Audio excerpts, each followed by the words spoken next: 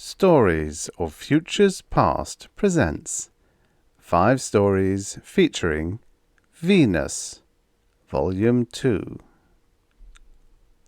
Crash Beam by John Barrett. The Guest Rites by Robert Silverberg. A Hitch in Time by Frederik Pohl.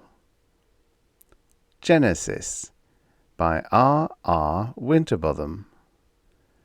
Green Grew the Lasses by Ruth Wainwright. Crash Beam by John Barrett, originally published in Planet Stories, Fall 1947. Narrated by Trussel. It happened so fast that for a minute he just stood there, absolutely incapable of taking it in. One instant, the big Earth-Venus rocket freighter was sizzling through the fog to a perfect landing on the field below. Then suddenly she dipped, undershot the field, and vanished in a flash and a thundering explosion that shook the observation tower. In the dreamlike quiet that followed, Dan Kearns heard the faint yells of the landing crew. He saw the big searchlights switch on, cutting wide swaths of light through the boiling fog. Tiny white-coated medics crossed the patches of light, running frantically. Dan sat down in the chair, feeling sick and very tired. Then the door of the tower room opened and Rawlins, the supervisor, stepped in. "All right, Kearns," he said curtly. "You're through. And if anyone asks me about your ability as an electronics engineer, I'll write out the blackest recommendation I can think of." Dan got up slowly. "How many were killed?" "2, Rawlins glared. 2 of my best pilots." Dan's shoulders stiffened. "Listen, Rawlins, I'm just as interested as you in breaking Röhm's monopoly on Earth-Venus rockets." "Get out." "I can't get out. Don't forget you have another rocket due in 20 minutes, a passenger rocket." Rawlins' face went pale. "My God, I'd forgotten." He threw up his hands. "Turn them back," he shrieked. "Send them back to Earth. It's suicide to land on that guide beam." "I can't send them back to Earth," Dan said quietly. "They haven't enough fuel." "Then send them to one of Röhm's fields. It's an admission of complete defeat, but we can't kill 'em." Dan swallowed. "You're forgetting that Röhm uses invisible light for landing, not ultra-short waves. Anyway, do you think Röhm would miss such a chance to crash one of our rockets?" Rawlins sat down with a groan. "Where in thunder did I ever get the idea we could bring in a ship through that magnetic murk on ultra-short waves?" Dan lifted his head. "There's nothing the matter with my guide beam. It brought in the experimental rocket yesterday, and magnetic conditions were even worse." "I see." The smile on Rawlins's lined face was cynical. "In other words, you're trying to pass the buck to Stevens, your control room operator." The door of the observation room swung open, and a wild-eyed mechanic burst in. "Mr. Rawlins, the control room is still locked. Stevens is sitting in front of the table and he won't answer us." Dan tore down the stairs and across the catwalk 2 steps ahead of Rawlins. He hammered on the door. Through the thick glass he could see Stevens hunched over the lighted control table. "Stevens! Stevens!" He turned to Rawlins. "We'll have to cut the lock. Get a torch and get a doctor." It took a minute with a high torch before they crashed into the room. "He's been dead several minutes," the doctor said as he took his hand from Stevens's forehead. "I'm sorry, Kearns," Rawlins said. He looked at the doctor. "Well, I guess that explains everything. He must have lost control just as she was coming in. What was it? Heart attack?" The doctor shook his head. "Some sort of convulsion. Muscles violently contracted. Funny he didn't fall to the floor. Must have affected the whole nervous system. Even the eye pupils are down to pinpoints." He looked around at Rawlins. "I may be sticking my neck out, sir, but offhand, I'd say Stevens was killed." "Killed?" Rawlins blinked at the form in the chair. "But that's impossible. The door was locked. The room hasn't been disturbed, and there aren't any holes in the glass. Nothing could get in here except light." Dan walked to the big windows. He examined the ledge and the joints. He came back to the control table and tested the switches. Suddenly, he leaned over Stevens's huddled body and pulled the logbook from under his stiff fingers. "Look at this!" Scrawled across the pad in big jerky letters were the words, "Purple Light B." The pencil had torn through the sheet in a violent final contraction. Rawlins rubbed his chin. "We don't use any purple beams. It doesn't make sense." "Maybe it does," Dan said. He turned to the doctor. "Wasn't there some experiments made by a Dr. Aaron Linden several years ago on the injurious effect of certain kinds of light on the nervous system?" The doctor frowned. "Yes, I think there was, but the experiments were never completed." "That's right. The Foundation refused to up his salary, so he went to work for Röhm." Dan swung around to Rawlins. "It was Linden who helped work out the invisible light landing system that Röhm uses on his Venus rocket ports." "Seems to me you're jumping to some pretty wild conclusions, Kearns," Rawlins said slowly. Dan looked at him. "Suppose Linden has found the exact wavelength of the most potent ray. It would be simple for anyone to climb the framework of one of the buildings and shine that light in here." Rawlins straightened up. "I'll search every tower on the field." "But you haven't time. That passenger rocket will be here in 5 minutes. The supervisor sucked in his breath. "What's your idea?" "I'll sit at the control table myself. You can do the preliminary locating in the observation tower." He ran to the door. "Where's the welder that cut the lock?" The doctor and a medic were carrying out Stevens when he came back a few seconds later. Dan was slipping on the welder's helmet. "Keep everyone away from the control room level," he said to Rawlins, "and you better have the crash trucks and the flame quenchers standing by on the field." Rawlins stared at him. "And what happens to you?" Dan licked his lips. I don't know. I'm going to try something." Rawlins smiled. He reached out his hand. "Good luck, Dan," he said. He clapped him on the shoulder. When they were gone, Dan dropped the helmet over his face. He walked slowly across the room with his hands in front of him, like a blind man. Finally, he lifted up across the room with his hands in front of the helmet and knocked out the dark glass in the eye slot. Then he slipped it back on. From one of the drawers in a small desk beside the control table, he lifted out a small rectangular object and slipped it in his pocket. He seated himself before the control table. The dials on the edge of the table glowed dimly. In the center of the flat top was a large circular graph with white lines that pulsed like a network of capillaries. He looked across the table through the big window. Everything except one nearby tower was hidden in swirling mists. The speaker at his side clicked on. He heard Rawlins's voice. "I picked 'em up, Dan. They're coming in at minimum speed, 70.295 degrees. I didn't mention the freighter." Dan flicked a small switch on the table edge. A straight white line of light shot out across the graph, then swung slowly back and forth through an arc of 10 degrees like a searching feeler. Suddenly it steadied, and an orange bead appeared at its terminus. Dan watched the bead travel down the line across the pulsing capillaries.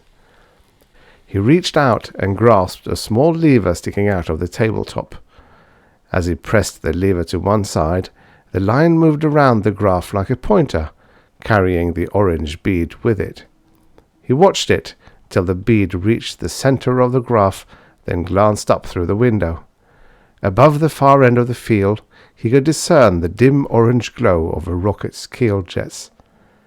Suddenly he jerked back his head. A beam of purple light was playing back and forth across the table. It swept over his gloved hands, across his arms and chest, and moved upward toward his face. He jumped up, keeping hold of the lever, and studied the angle of the small beam.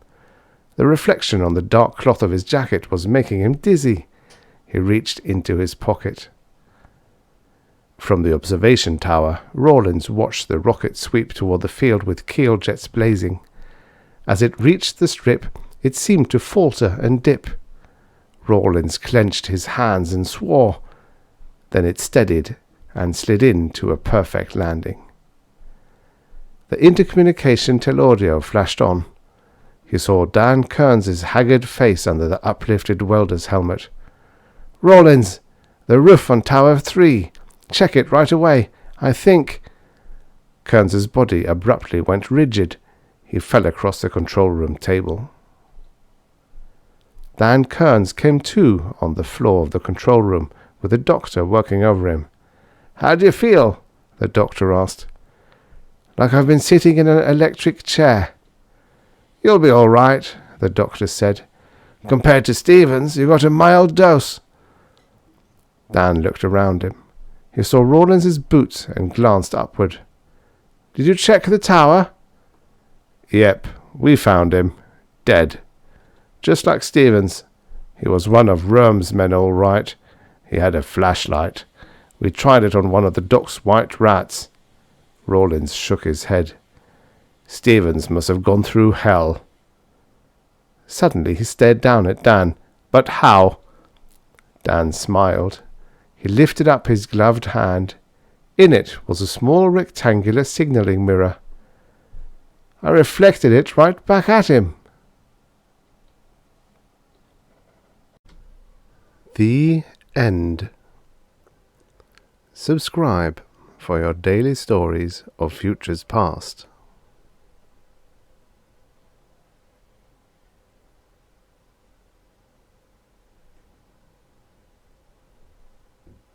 The end. Subscribe for your daily stories of futures past. And now, for the next story. The Guest Rites by Robert Silverberg. Originally published in Infinity, February 1957. Narrated by Tom Trussel. It was time for the after-meal meditation. Marik, first priest of Cthulhu, finished his frugal meal and went outside to sit in the midday breeze and watch the sands blowing gently over the bare flat plains. The problem of the revelation occupied his reveries. Why had Cthulhu, in his infinite wisdom, waited so long to reveal to his people that they were not alone in the universe? Marik looked up at the glowing dot behind the grey wall of the sky. That, he knew, was the sun. And there were other planets, some inhabited, some not. Cthulhu was not alone. He was one of 9, and his people had never suspected the truth until the flaming ships of the third planet, Earth was it, had broken through the skies, and the small white people had told them of the other worlds. The problem was one which the greatest theologians of the time, in whose number Marik, without pride, deemed himself, had discussed at great length, never coming to a solution. Marik and Pohl of the neighbouring temple had finally concluded that Cthulhu moved in ways too complex for his mortal people to understand. Marik lowered his gaze from the sky and looked out across the dry expanse of desert. He could make out, dimly, Pohl temple far across the sands. Pohl was due to visit him shortly, he recalled. Or was it the other way around? Marik frowned.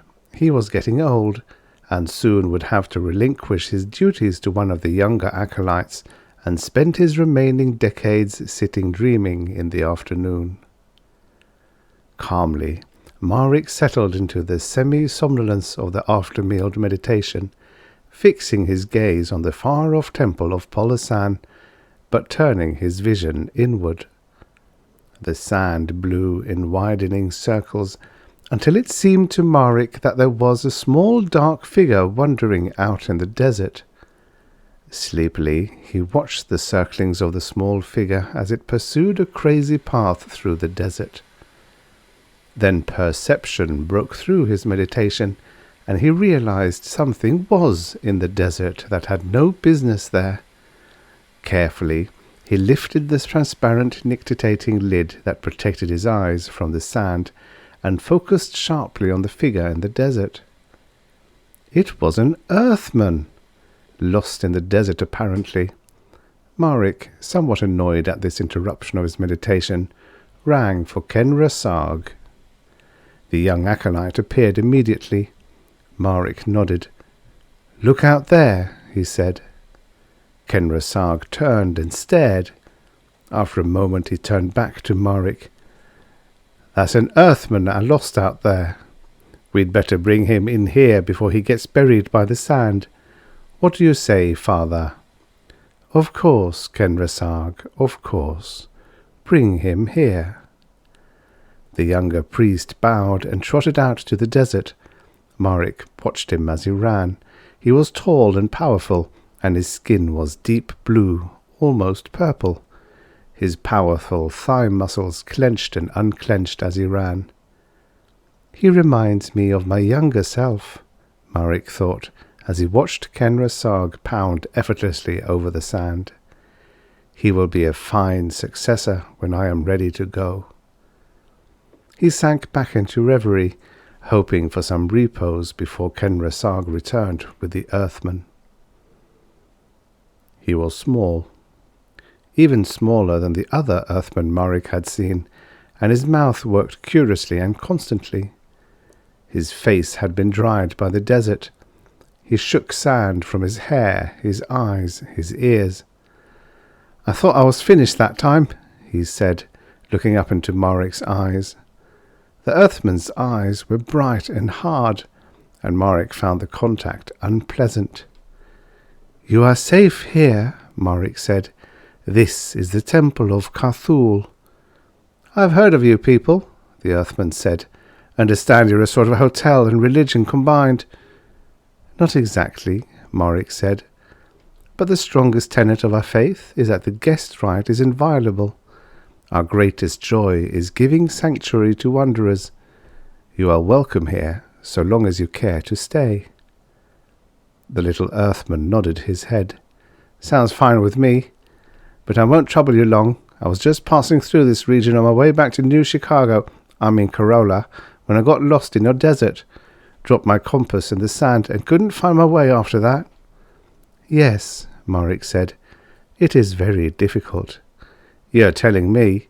It would not be so bad if you had stars here on Venus, Cthulhu, I mean. But you don't, and so there's no way to get your direction. I could have died out there before I found my way back to Corolla. I'm shipping back to Earth," he said. "I can't wait to get back. No disrespect meant, of course," he added cautiously. Marek looked down at the Earthman. "I'll never get used to their pale skins," he thought. "And they talk so much."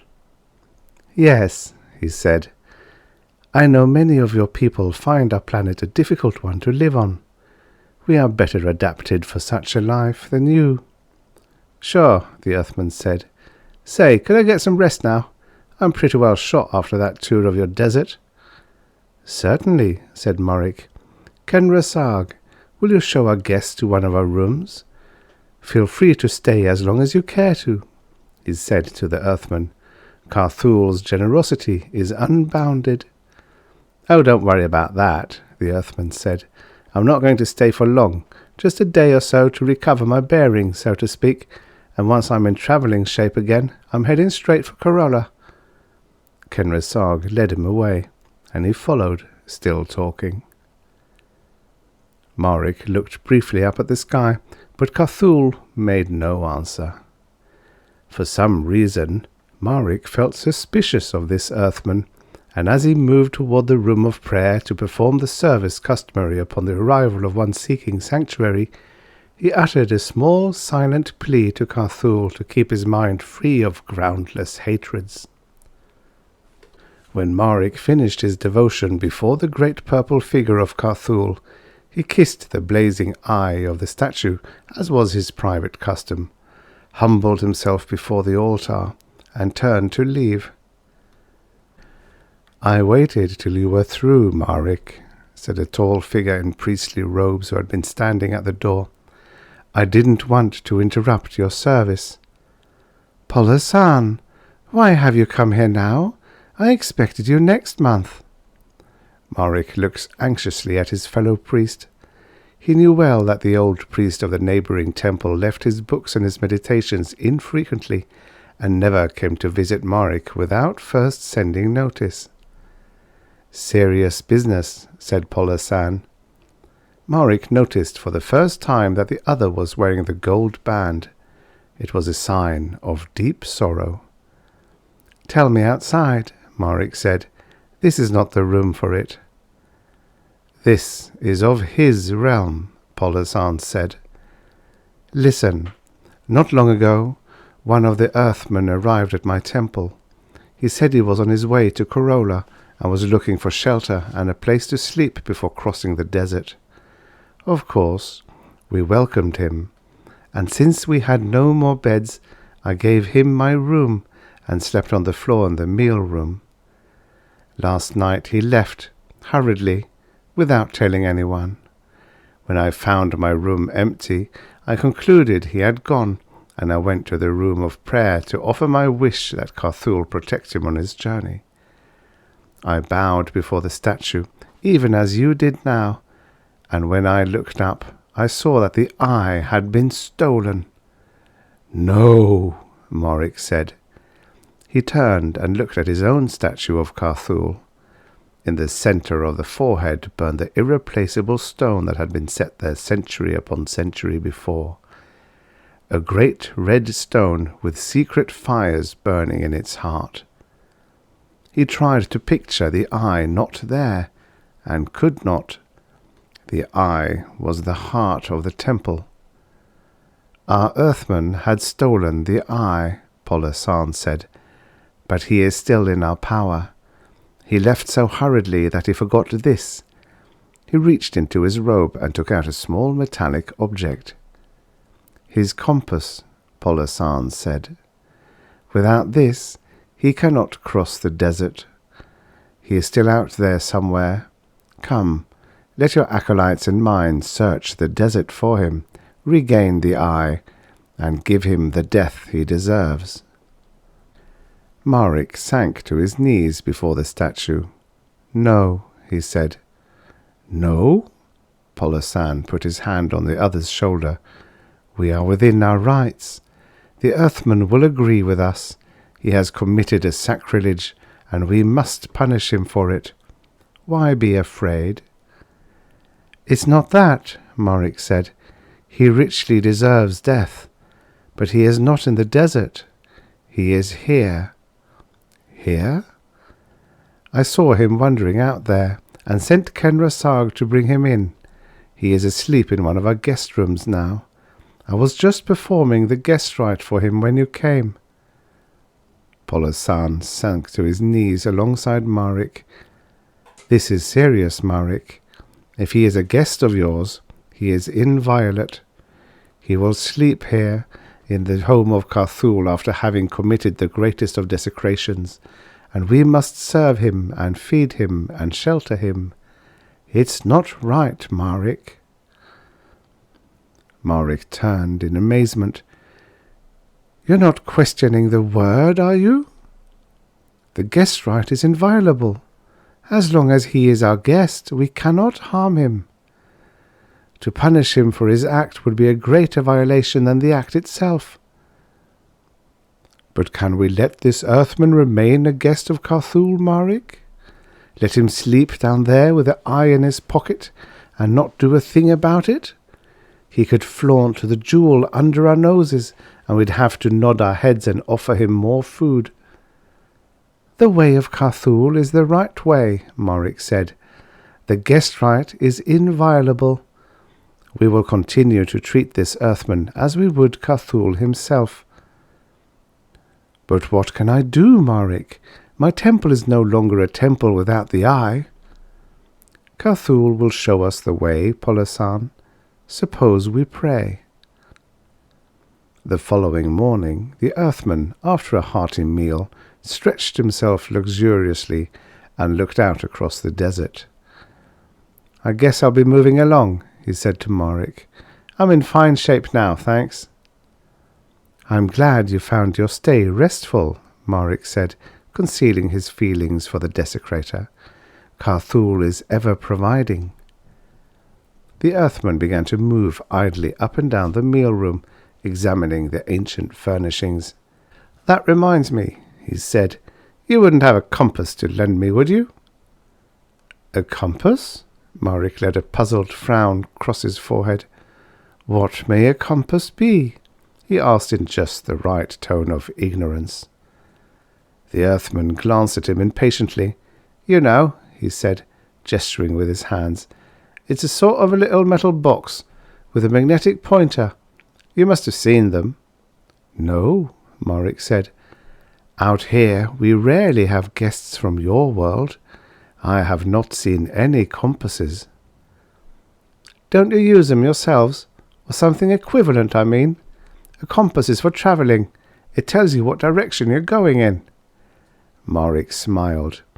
"We of Carthul have no need of such things, friend. We need no external guides here." The earthman worried a tangled wisp of hair. "Nothing at all? How do you find your way around in the desert?" "We know how to travel," said Pohl quietly, emerging from his reverie. "But how can I get back to Corolla without a compass? I'll just get lost again." The earthman looked anxiously from one impassive blue face to another. "Carthul will help you, friend," Morrick said. "Carthul helps all who love him." It seemed to Morrick that the earthman paled a little. "Maybe you could lend me a guide," he said. "I can pay well. Maybe you could let me have that big fellow who brought me in from the desert. He could just show me the way to Corolla and then come right back." "Our acolytes have no time for such journeys," Morrick said. "We are busy here all the day long." "But all you do is pray. He broke off, realizing he had insulted his hosts. He turned and stared out at the shifting sands. "You will have to set out alone," Pohl said. "Can't you let me have anyone? Just a kitchen boy?" His hard little eyes flicked from one priest to the other. "Anyone at all? Otherwise, I'm stuck here for good." "Carthul will guide you," Morrick said. The earthman stared angrily at the tall priests. "I'm beginning to think you want me to get lost again," he said. "You talk about Carthul and charity, but because I'm an earthman you won't help me. But I'll show you. I'll get back to Corolla, and you'll pay for this when I do." He ran out. Morrick and Pohl, sitting quietly, exchanged glances. "We are moving in the right direction," Pohl said, "but I think it would be wise to guard your room of prayer, lest he seeks to add to his collection." "No fear of that," Morrick said. "We'll see him again."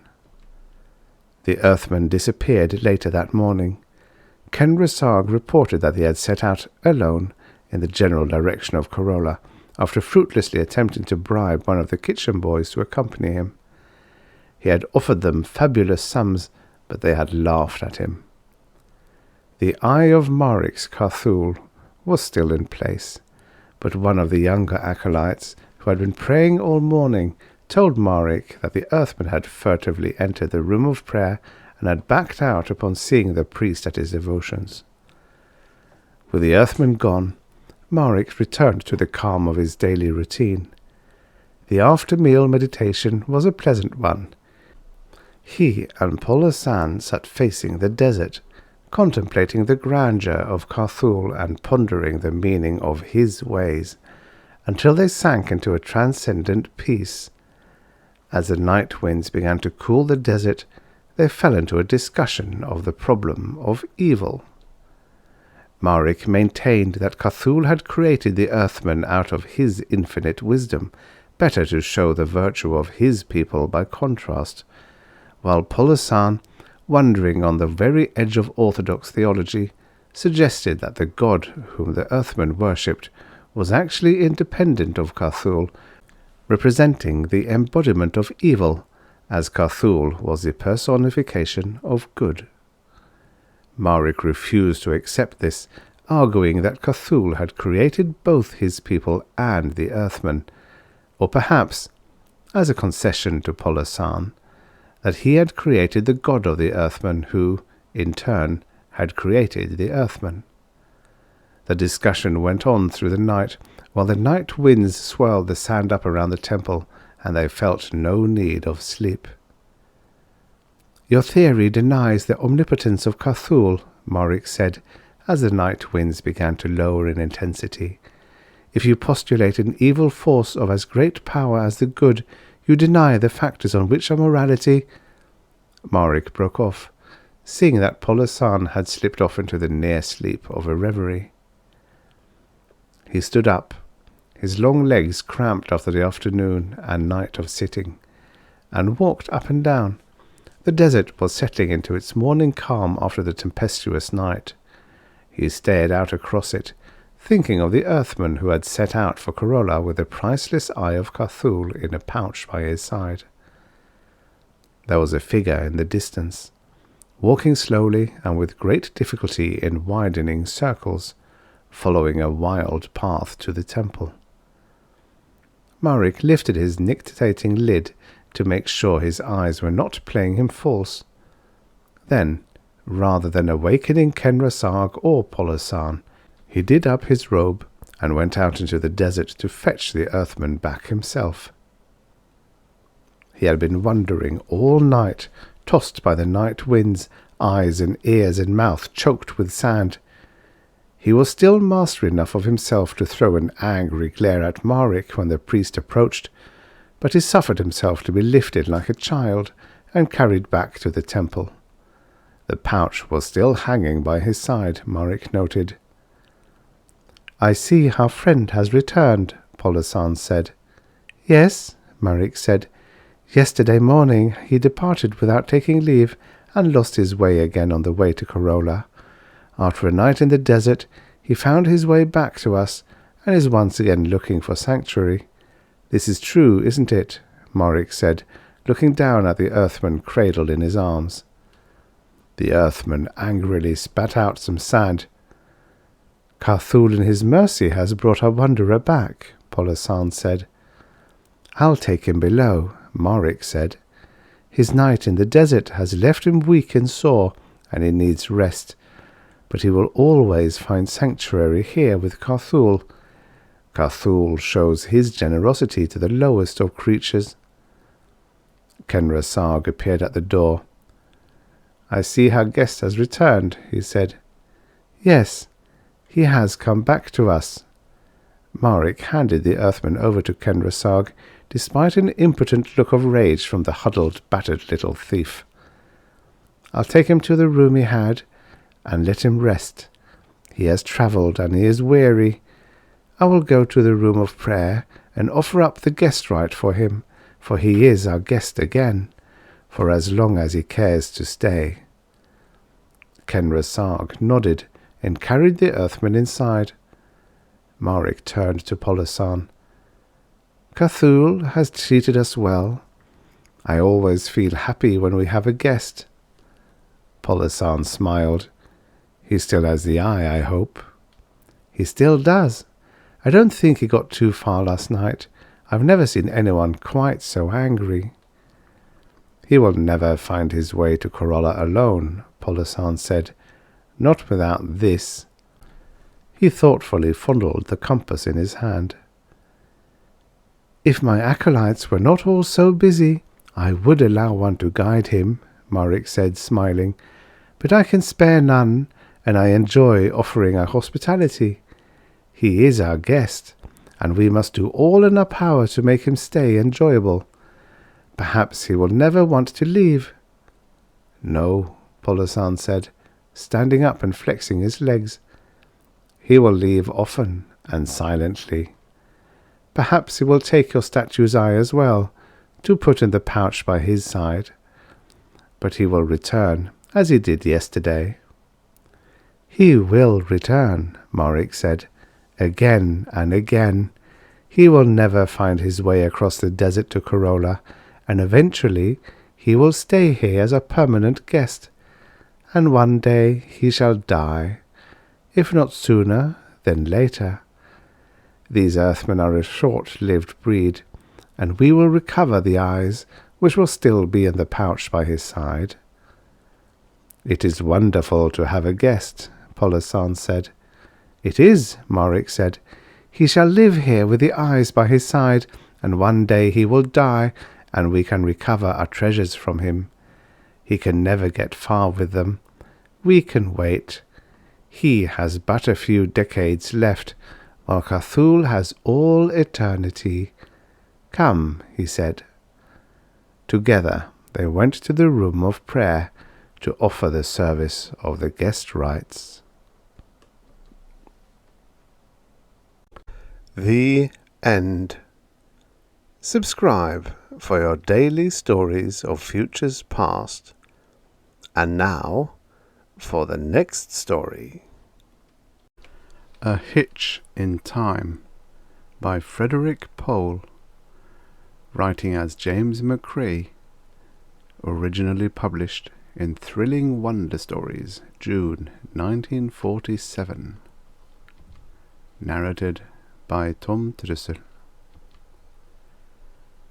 Obviously, the man was dying, and there was no chance that he ever would be discovered.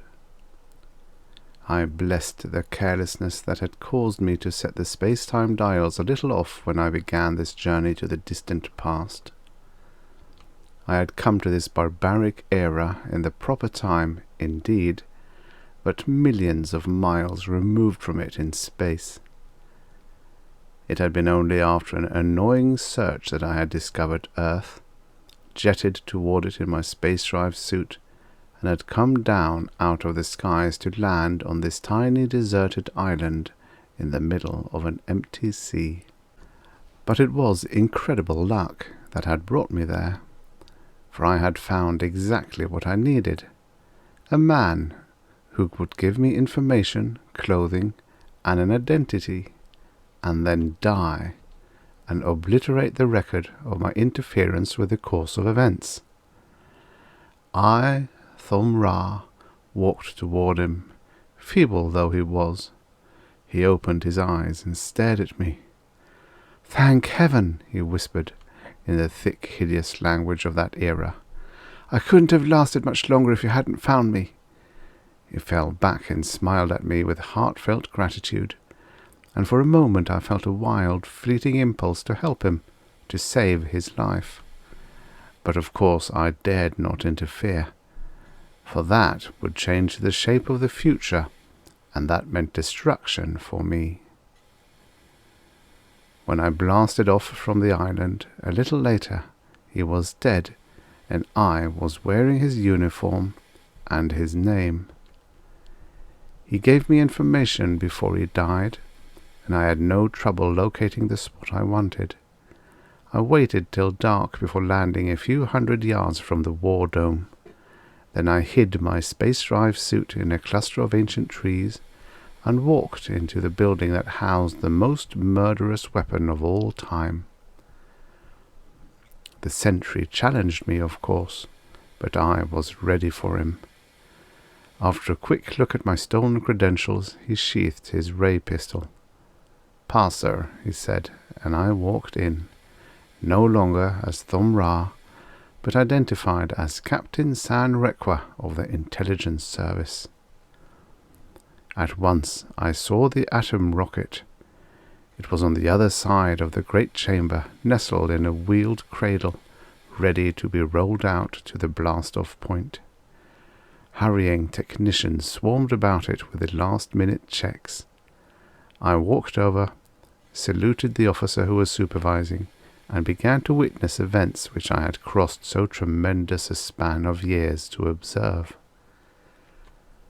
The atom rocket was a long silvery torpedo, a cluster of tubes at the rear, a snub-nosed warhead at the front. A panel in the side of it was open, and technicians were setting dials according to the figures read off by a white-haired old officer with the insignia of a general on his collar. I listened in awe and reverence, straining to note and remember everything that occurred. To think that I was actually present at the climactic moment of the legendary War of Annihilation. It was the most thrilling moment of my life. Almost I forgot to curse Master Lys and his duplicity as I watched. Almost, but not quite. For the thing was too fresh in my mind, and I was aware that I was still in danger. It had begun with a routine notice that my preparatory work had been approved, and that I was authorized to enter a theme in ortho history for my final citizenship ratings. The theme, I saw with a sinking heart, was the War of Annihilation. I had hurried to Master Lys, my instructor, sure that there was an error.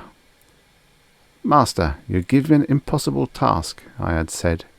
"The theme regulations are that I must make a real and complete contribution to human knowledge." "But how can I? We have so pitifully few records of the War of Annihilation. All of them have been studied and analyzed and worked over for thousands of years. There's no way for me to add to what has been written already." He cackled at me in his insufferable Tri-Alpha way. "There is a way," he mumbled, peeping at me out of his rheumy old eyes. It took me a moment to realize what he meant. "The time belts!" And Master Lys nodded. Well, I argued with him, of course. The time belts were too dangerous. Not one time traveller in 10 returned from the past, even when their projects were as recent as 100 years ago. And the farther into the past one ventured, the more certain it became that return would be impossible. For although the mechanism of the time belts could be trusted, and there was no physical menace that the conductor screens or the catenated guns could not cope with, there was the ever-present danger of fan-shaped time itself. It was the first law of chronistics. Our era is a product of everything that occurred in the past. Should anything in the past be changed, our age would also be changed. Oh, it would continue to exist, but in a parallel branch of time, and there was no way of passing from one branch to another, and if a traveller into the past should interfere in the course of events, he would be bound to the new time stream his actions created, and the unlucky traveller would never be able to return. The branches of fan-shaped time could never be retraced. The man who interfered with the space-time matrix, displacing even a comma in the great scroll of time, would be cut off from his origin forever.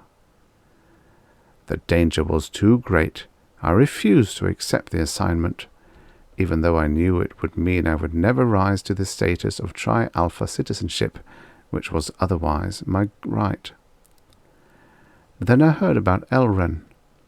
Lovely, adored Elren Dree, and I could no longer refuse. For Elren's mating indices were posted, and she was a Tri-Alpha herself. Then I understood what had been in Master Lys's mind when he set that impossible task for me.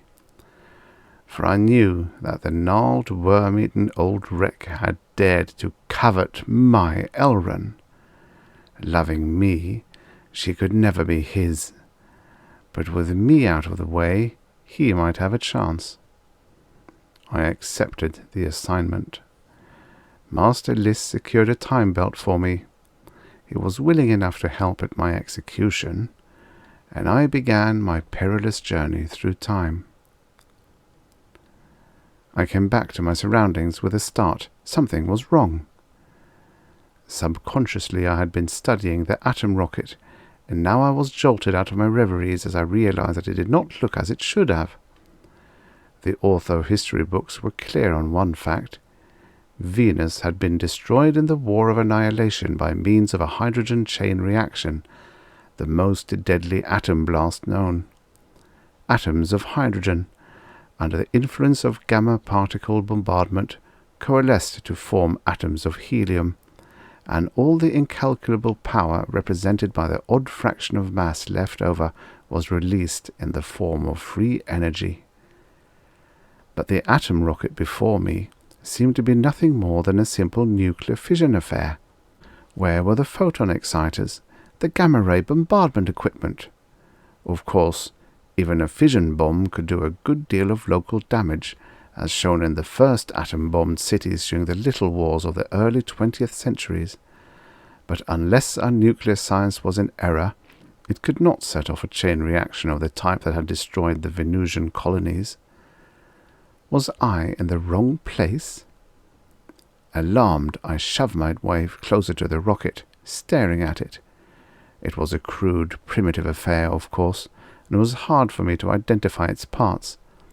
I examined it with frantic curiosity, and abruptly I found myself in peril. One of the technicians I had pushed aside was staring at me, eyes filled with suspicion. I caught his gaze and cursed myself for having acted so rashly. Desperately, I strove to think of a way to allay his suspicions, but it was too late. "What are you doing?" the technician demanded. "Who are you?" I tried to conciliate him. "Captain Sanrek was my name," I said, using the name on the stolen identity papers. "I am—" But I got no farther than that. My accent gave me away. "He's a spy!" roared the technician. "Help!" And a dozen ray pistols flashed out of the holsters as the men around us were galvanized into action. I lost my head. Terrified, I grabbed for the safety belt concealed beneath my stolen tunic, touched the button that controlled my conductor screen. The screen shimmered into instant life, and not a moment too soon. Rays from the weapons pointed at me flashed from all sides, sparked against the opalescent curtain of the screen, and were dissipated. I was safe, but only for an instant. For I had made my second great mistake. I was too close to the atom rocket. My conductor screen grazed the warhead itself. Its energies surged through the unstable elements in the warhead. A warning bell sprang into clamorous life. The group around me froze in their tracks, mouths open, faces mirroring fright and disbelief, and the frightful power of the strained atoms within the warhead began to grind toward nuclear fission. There was only one thing to do, and the poor choice it was. But in a moment the warhead would explode, and of me and my mission, and the whole future of Earth, nothing would be left but a puff of fiery vapor. Quickly I dropped the shield off my conductor screen, trusting that my luck would hold, and the men around me would be too dazed to fire their weapons again. I drew my catonator, set it at drain, focused it on the atomic warhead. The twin violet beams sprang out and impinged on the silvery metal, pierced it, and sucked the heart from the seething mass of erupting matter within. Blinding energies were drawn from those toppling atomic structures, surging through the carrier beam of the catonator into the photon pack cartridges at my waist. I had an instant's fear as I wondered if the storage pack would hold all the mighty energies of the warhead, far greater than the maximum load for which it was designed. But lightnings of static electricity played around my head, dissipating brilliantly but harmlessly into the air, and in an instant the danger was over. The bursting energies of the warhead had been drawn out, and the mass of matter inside it was inert. Before me lay the atom rocket, harmless, dead. I had destroyed Earth's most potent weapon.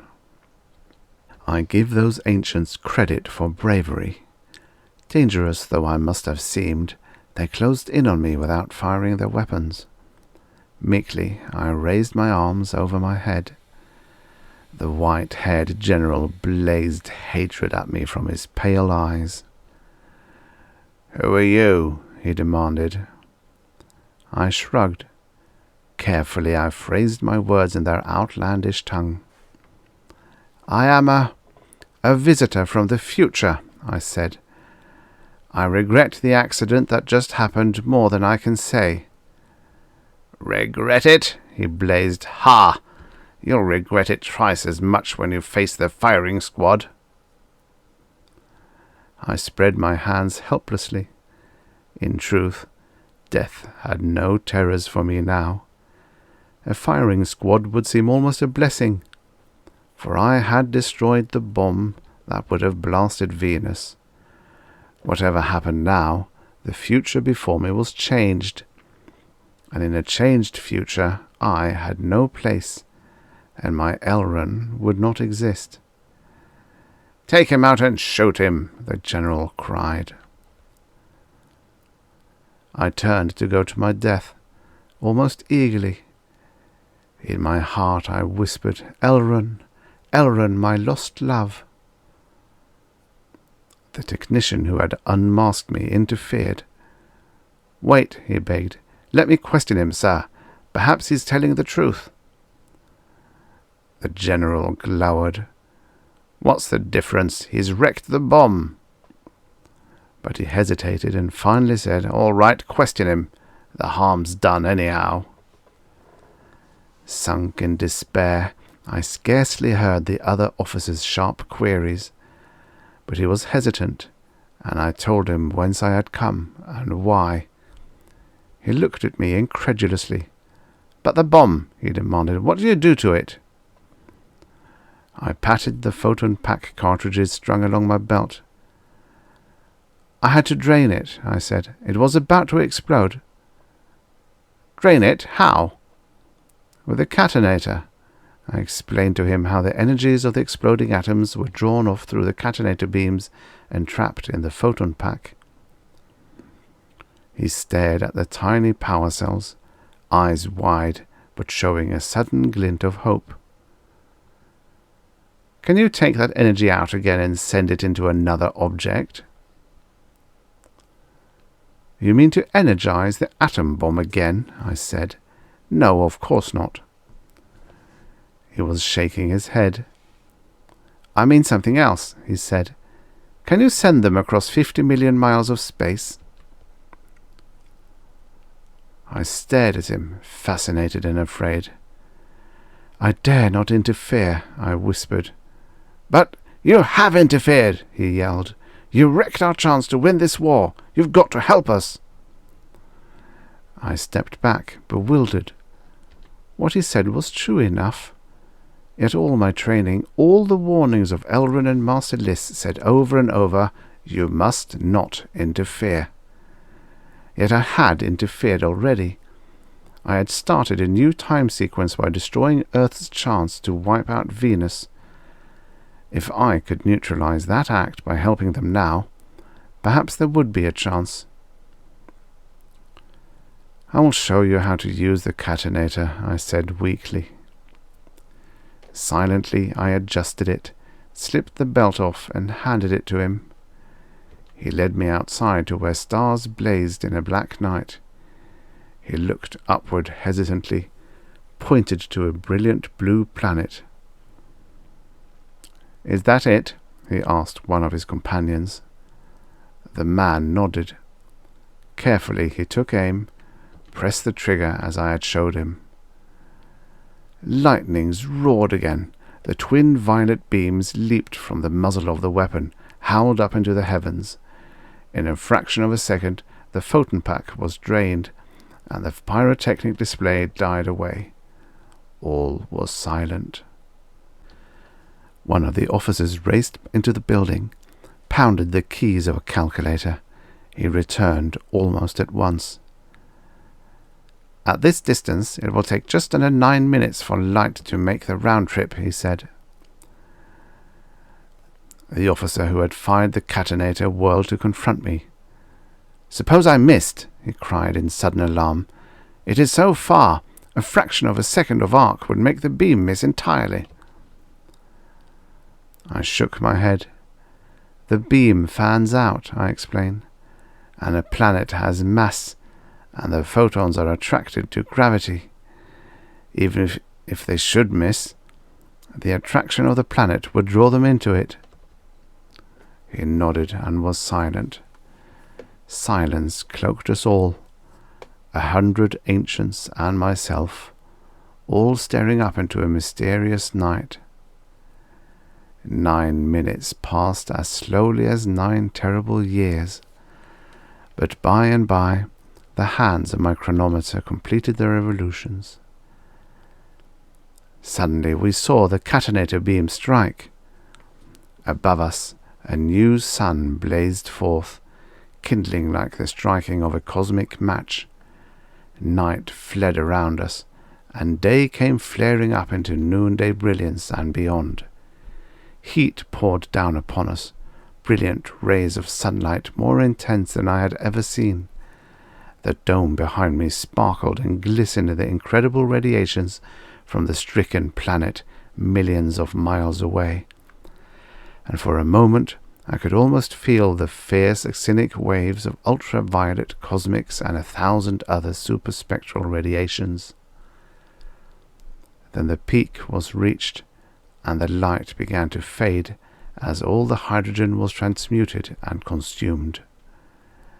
In a moment the flare of energies was gone, and the pale blue planet had become a glowing orange coal. We had seen 1 billion persons dying in a planetary settee. The vastness of the dead stunned me. I found that I was sobbing, almost weeping, as I felt myself stained with a cosmic guilt. The officer who had destroyed 1 billion lives glanced at me in full understanding of what he had done. He placed a hand on my shoulder, strangely comforting. "It couldn't be helped," he said in a voice that surged with emotion. I nodded bleakly. It couldn't be helped. "It was for the sake of Earth," I said, blindly seeking justification. "Earth was destined to win in my time sequence, and I had interfered. I had to correct the consequences of my blunder." I stopped. Wild astonishment burst through the tragic mask on the face of the officer. He drew back his arm as though he had found himself embracing an adder. "What's the matter?" I asked in astonishment. He stared at me with dawning comprehension and pity. "Say that again," he whispered. "Why, I said I had to correct my mistake. I had interfered, and the time-traveller who interferes maroons himself hopelessly. I had destroyed your weapon against Venus, yet Venus had to be obliterated, or else I had no chance of return. I was lost, and now perhaps I may have a chance to get back." He shook his head. There was compassion in his voice. "No, you have no chance," he said, and hesitated while I tried to take in his meaning. "You see, this is Venus." He waved at the glowing cinder in the sky. "That was Earth up there." The end. Subscribe for your daily stories of futures past. And now, for the next story. Genesis by R. Winterbotham. Originally published in Planet Stories, summer 1941. Narrated by Tom Trussel. The unreal silence of outer space closed in about the traveller. In front of the huge atom-powered space rocket hung the sun's dazzling disk, and behind, the pale silver face of the earth echoed the light. Captain Vic Arlen was a god in the heavens. Dave Macpherson, the engineer, was a demigod. And what was Harry Renzu? It was hard to call a great scientist a devil. There was Gil, neither god nor devil, only a poor, hideous, half-human slave that had been brought with Renzu to the earth from a previous expedition to Venus.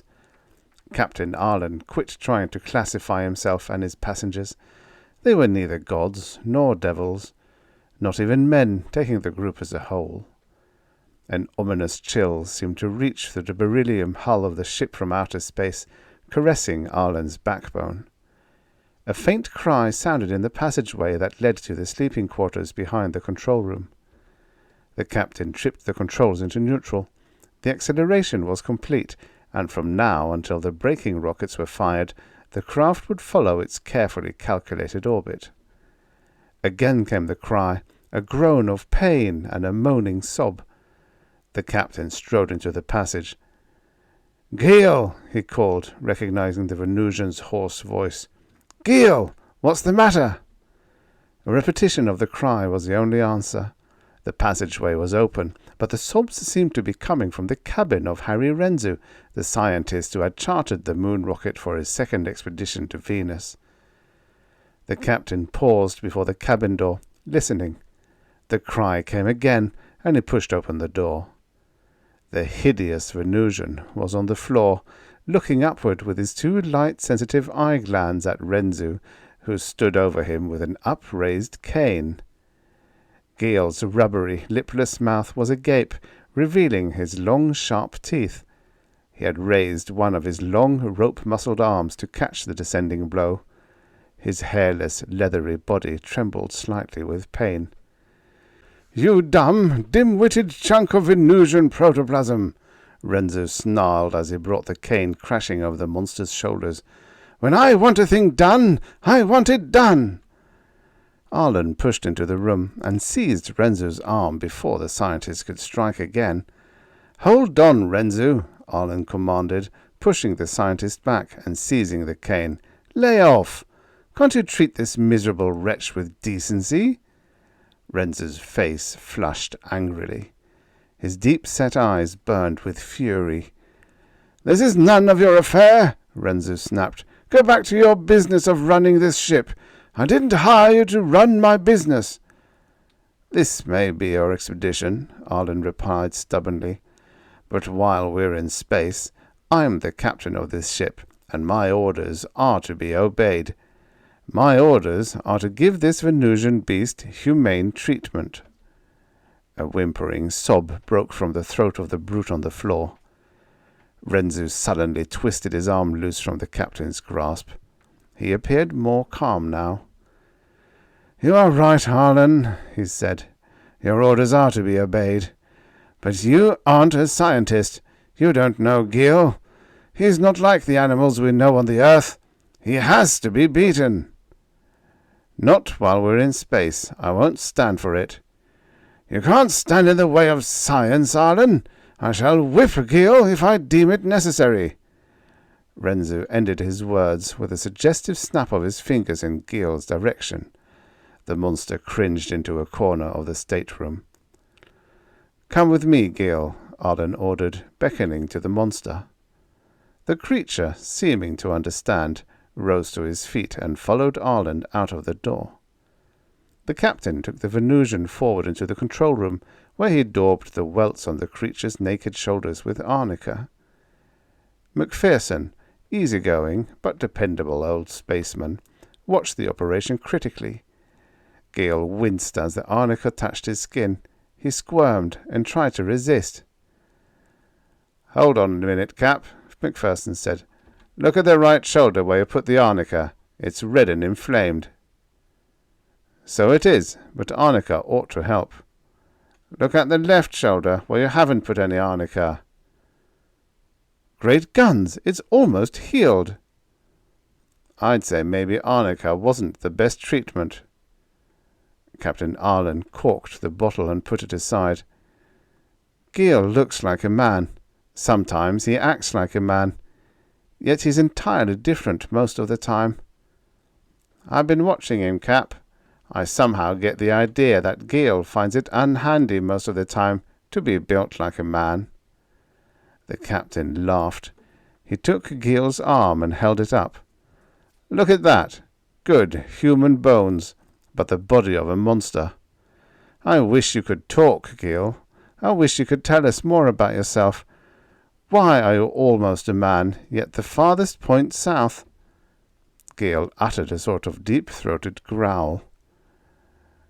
Renzu says you can be vicious, that you're a killer at heart. Renzu said one of your kind killed Jimmy Brooks on the first expedition. You don't look like a killer. Brooks was a big man. You'd have a hard time killing him. Gil's sight glands stared from Arlen to Macpherson. Arlen laughed and patted Gil's hairless head and pointed to a built-in seat in the corner. You're welcome to stay here as long as you don't bother us, he said. Gil shuffled uneasily and whimpered, but he did not go to the seat. Instead, he turned and moved toward the door. The creature looked ridiculous, clad as he was only in a pair of Renzu's discarded trousers, which had been rolled at the bottom to fit his stubby legs. At the door, the Venusian hesitated and glanced back at the captain. Then he slowly turned and shuffled down the passageway. "Hey, you!" Captain Arlen shouted. "Come back here!" Gil did not stop. He was striding to Renzu's room. He pushed open the door. A fear for Renzu's safety rushed into the captain's mind. He ran after the creature and entered Renzu's cabin. But as he opened the door, he gasped in astonishment. Gil was crawling into a corner of the room, while Renzu stood nearby, laughing. "You see, Arlen," smiled Renzu, "I'm his master. He recognizes my authority and no one else's. He would not desert me, no matter how I treated him." Renzu picked up the cane that Arlen had tossed on the bunk a few minutes before. As the scientist shook the stick at Gil, Arlen thought he saw a look of satisfaction creep into the creature's face. "Just the same," Arlen said, "I can't stand your beating him. He may enjoy it. He may be a masochist at heart, but I won't stand for it." "Your mind is provincially human, Arlen," said Renzu. "When you look at Gil, you see the product of an entirely different evolution. You see a creature without emotions, without ethics. He's devoid of every terrestrial feeling, especially gratitude. He may even hate you for taking his side against me." There was a trace of bitterness in Renzu's voice. "I wouldn't be too sure, Renzu," Arlen said. "If the laws of physics apply on Venus as well as the Earth, why couldn't biological and psychological laws apply there also? Even the lowest of creatures show understandable reactions on Earth. Why not on Venus?" "Because Gil has been made differently," Renzu said, with a repulsive grin. Hour by hour, Captain Arlen watched Venus grow in size. The planet expanded from a glowing crescent to the size of the moon as seen from the Earth. Soon it floated large in space, filling half the sky ahead of the ship, a billowing, fluffy ball of shining clouds. Its surface was entirely obscured by its misty atmosphere. Arlen began braking the ship, and he called Renzu into the control room for a conference on where to pierce the cloud blanket. Renzu, huge and muscular, overdid himself in graciousness as he greeted Arlen in the control room. The scientist seemed to radiate exultation, and he strained himself to appear congenial. The man was excited, Arlen decided, for Arlen himself was thrilled at the prospect of adventure, of seeing strange sights on a strange planet. But the reaction was different in Arlen. Where Renzu swelled and swaggered, Arlen looked dreamily into the clouds ahead. "I'm bringing the ship around to the sunward side," Arlen said. "It's best to land about noon. That is the noon point. The planet turns once in 30 hours, and that will give us a little more than 7 hours of daylight to orient ourselves after the landing." Renzu nodded in agreement. All this had been threshed out before. "Very well," he said, "but it is best that you pierce the clouds at about 45 degrees north latitude. There's ocean there that nearly circles the planet, and there's fewer chances of running into mountains beneath the clouds. Once we're through the cloud belt, we'll have no difficulty. The clouds are 3 or 4 miles above the surface, and there's plenty of room to maneuver beneath them." Arlen twisted the valves, and the deceleration became uncomfortably violent. Renzu's first trip had determined the existence of a breathable atmosphere on the surface of Venus, although the cloud belt was filled with gases given off by Venusian volcanoes, and many of these gases were poisonous to man. In a few minutes, the rocket ship stood off just above the cloud belt. Macpherson checked the landing mechanism and made his final report to the captain. Arlen checked the gravity gauge, which now would be used as an altimeter during the blind flying in the Venusian clouds. "Okay," Captain Arlen called. "Okay," echoed Macpherson. The traveller nosed downward into the rolling clouds. A whistling whine arose as the craft struck the atoms of the atmosphere. Repulsion jets set up their thunder, and the landing operation began. The ship settled slowly through the clouds. The mist completely obscured everything outside the craft, and Arlen flew blind, trusting his meteor detection devices to warn him of mountain peaks, which he feared despite Renzu's assurance that there were no high ranges at this latitude. At last the craft dropped through the wispy canopy to float serenely over a calm ocean which bulged upward toward them in the solar flood tide. To the northwest was a dim coastline. High mountains were faintly visible against the horizon. "Perfect," said Renzu. "That is my continent, our destination. Sail toward it." The ship zoomed toward the land at the comparatively slow speed of 500 miles an hour. In a few minutes it was decelerating again, with the continent before them. The high mountain range clambered up from a narrow plain that skirted the sea. This plain was sandy, a desert waste, but Renzu indicated it was the spot for the landing. Arlen brought the traveller down gently, alongside a broad stream that emptied into the sea. When the dust of the landing cleared away, he looked with dumbfounded amazement at the Venusian scene. As far as his eyes could see were barren rocks and sand. There were no trees, no grass, no signs of life. The planet was as sterile as an antiseptic solution. Even seaweed and mosses were missing from the seashore. "Maybe you know what you're doing, Renzu," Arlen said, "but it looks to me as if you directed us to the edge of a desert." "'Tain't no small desert either," chimed Macpherson. "My dear Arlen," Renzu replied, cracking his lips in another of his irritating smiles, "this is one of the most fertile spots on the entire planet. You must remember, Venus is much different from the Earth." Immediately after the landing, all hands, including Renzu, were busy with the routine duties that the expedition required. Gil was giving simple tasks such as unpacking boxes of equipment to be used by the expedition, but the Venusians seemed to attend to these in a preoccupied manner. He worked in a sort of a daze, frequently whimpering like a sick dog, and turning his globular eyes from time to time out of the porthole at the landscape of his native planet. "He's homesick," Macpherson suggested to Arlen. "But look, what's he got in his hand?" It was a long white bar of metal. Arlen quickly seized the bar and examined it. It was pure silver. Gil had been unpacking a box crowned with silver bars of assorted lengths and thicknesses, ranging from the size of small wire up to rods half an inch thick and a foot or more in length. A fortune in silver had been transported to Venus. Well, that's Renzu's business, not mine, Arlen decided. He returned to his duties. There was much to do.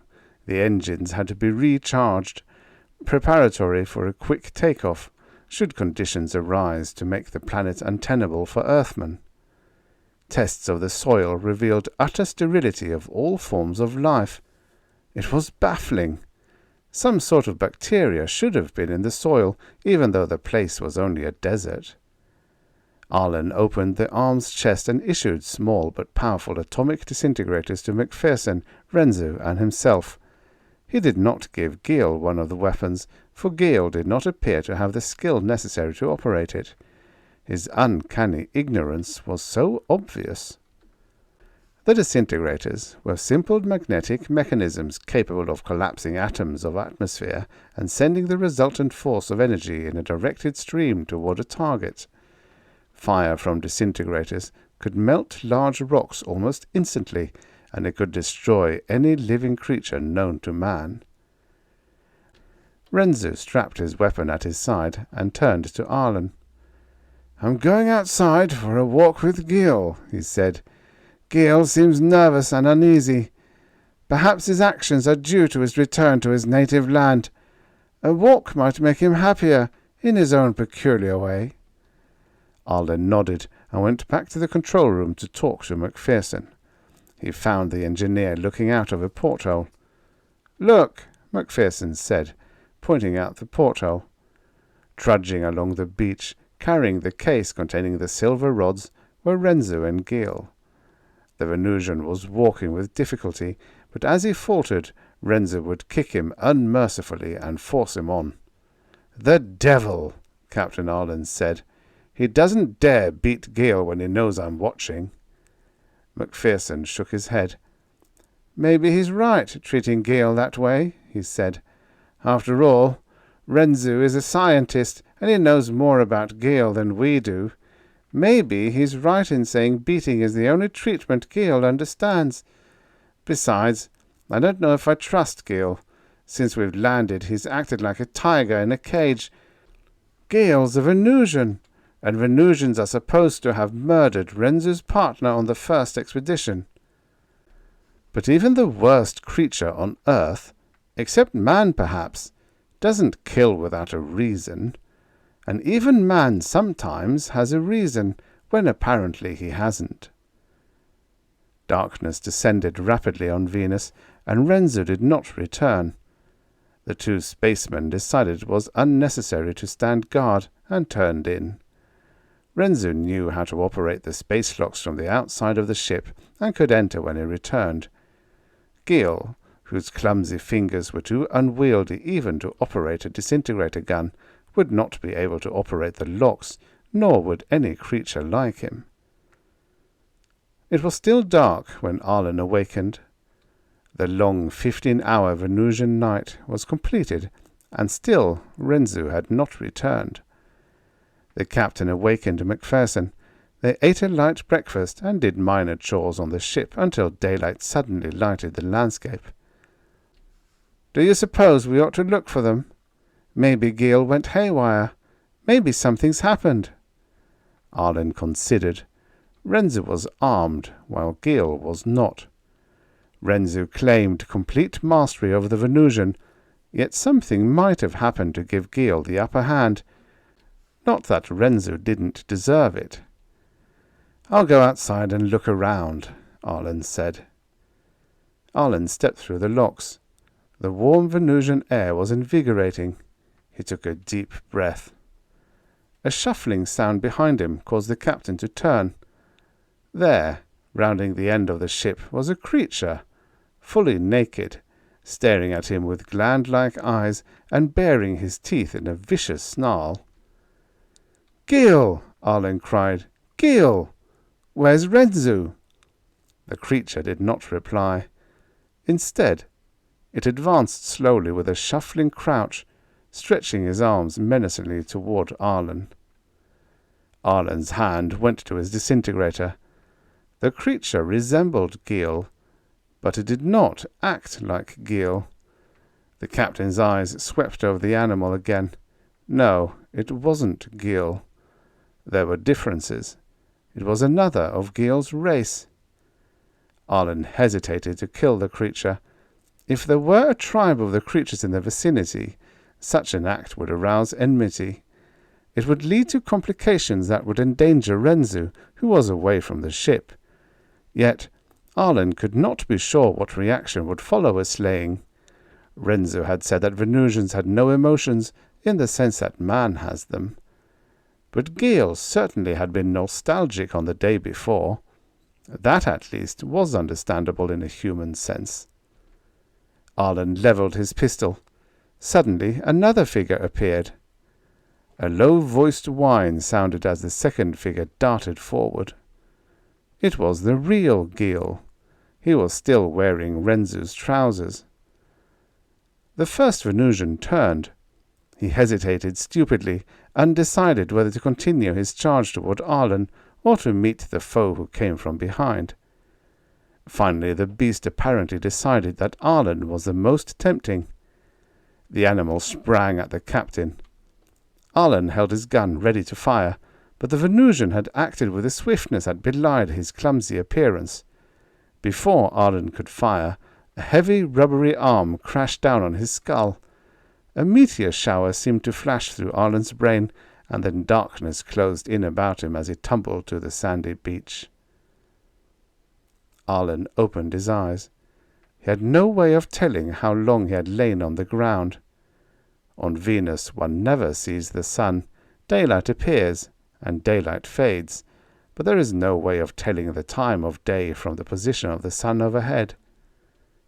The captain's head ached as he lifted himself from the ground. He shook his head to clear away the haze, and he stretched his arms to rise. His fingers struck something leathery and cold. There at his side lay the Venusian monster who had attacked him. A wave of nausea swept over him as he saw the lifeless body horribly mutilated and torn. The sandy soil of the beach was torn with the struggle that had taken place. Arlen forgot his aching head as he examined the dead Venusian. His disintegrator had not slain the Venusian. Clearly Gil had done the job. "So Gil came to my rescue," Arlen exclaimed. "Renzu must have been wrong. These Venusians do have gratitude." His eyes saw something else as they travelled over the body. Protruding from the body was a silver rod. Gingerly Arlen tried to pull the rod from the animal's body, but it would not budge. Was it a weapon? Arlen saw other rods sticking from the animal, covered with blood. All of them seemed firmly set in the body of the Venusian. Arlen looked behind him. The locks of the spaceship were open. He moved wearily to the door and stuck his head inside. "MacPherson!" he called. There was no answer. Arlen entered the ship. He carried his disintegrator in his hand. Venusians might have entered the ship ahead of him. Lights were still burning in the living quarters, but MacPherson was gone. Arlen moved on. He searched each cabin, but there was no sign of MacPherson until he reached the control room. There, furniture had been overturned, instruments smashed, and a pool of blood lay on the floor. Gil had done this. Arlen was sure that no other Venusian could have entered the ship and crept up on MacPherson without arousing suspicion. MacPherson's disintegrator lay on the floor beside the pool of blood, indicating that MacPherson had grown suspicious too late. The gun had not been discharged. The first thing Arlen had to do was to protect himself from further attack. He drew his own gun and closed the outer locks. The next thing would be to decide what had happened and what to do. Renzu probably had suffered the same fate as MacPherson, Arlen decided. He was alone, in a strange world, face to face with a race of man-killing monsters. The only thing in his favour was that one of these monsters had befriended him. But how long and how far could Arlen trust this friendship? There was, however, A chance that Macpherson or Renzu still might be living. He had to know for sure about this before he did anything else, and the only way to learn was to investigate.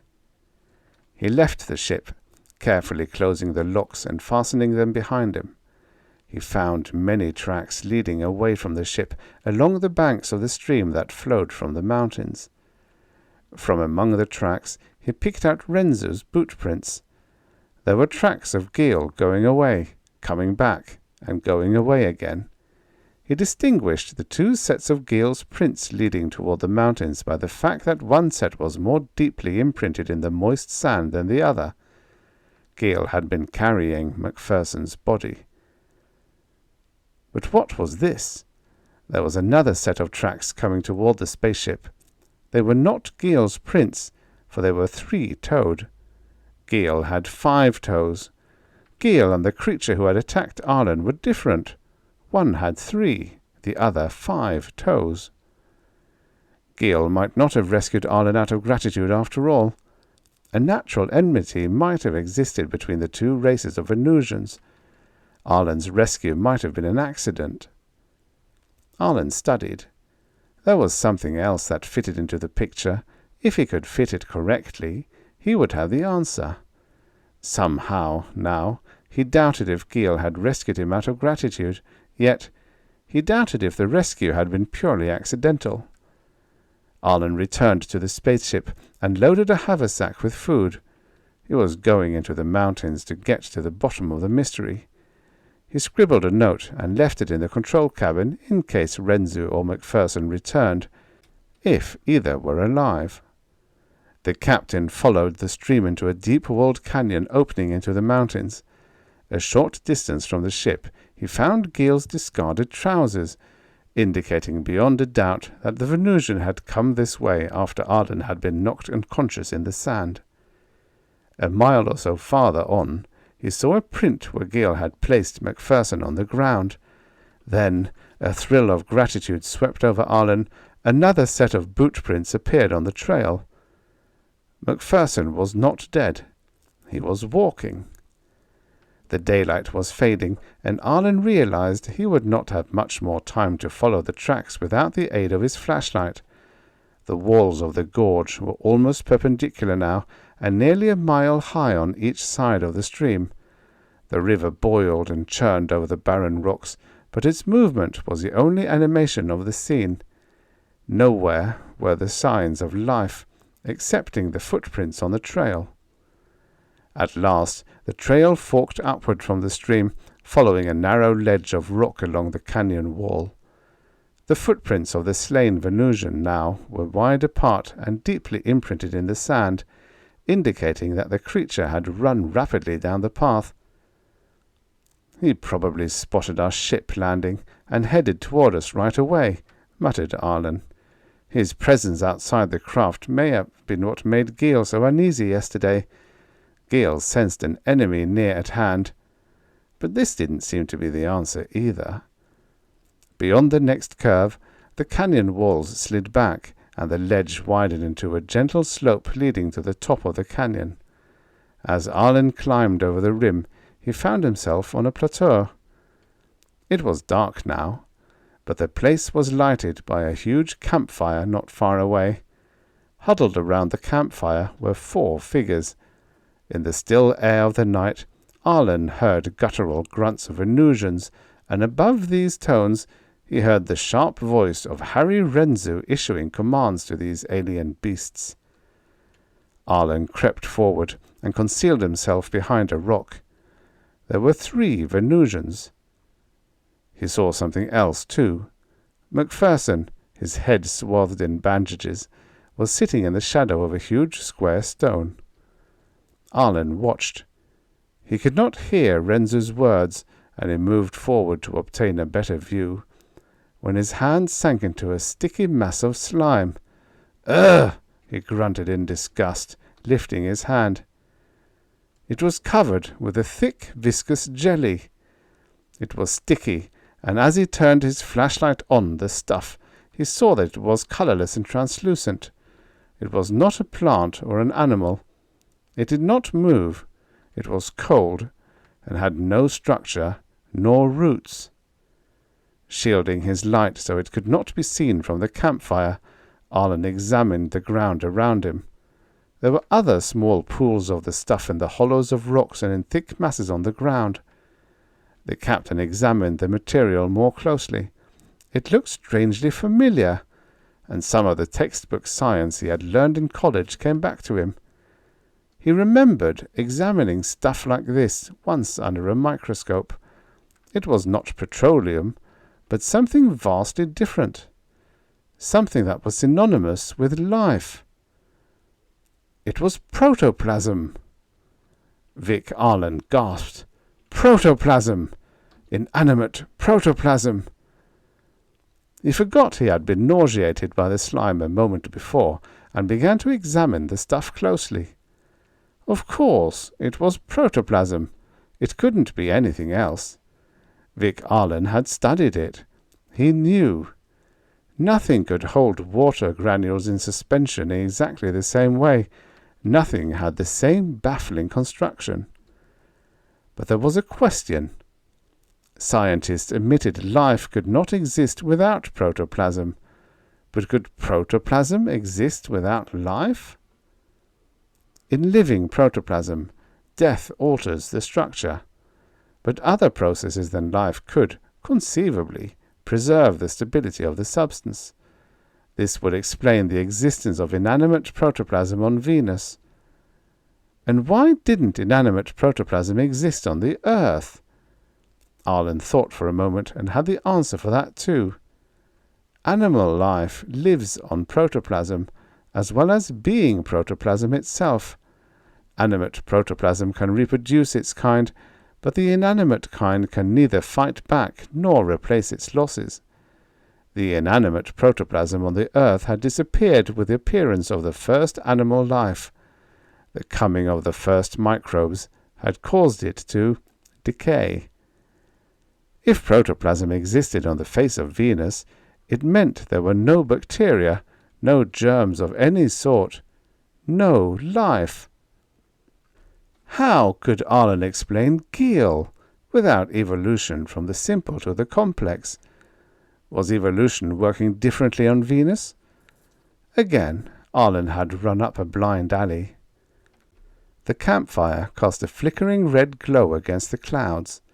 In spots above, the skies were tinted with other glows from the craters of Venusian volcanoes.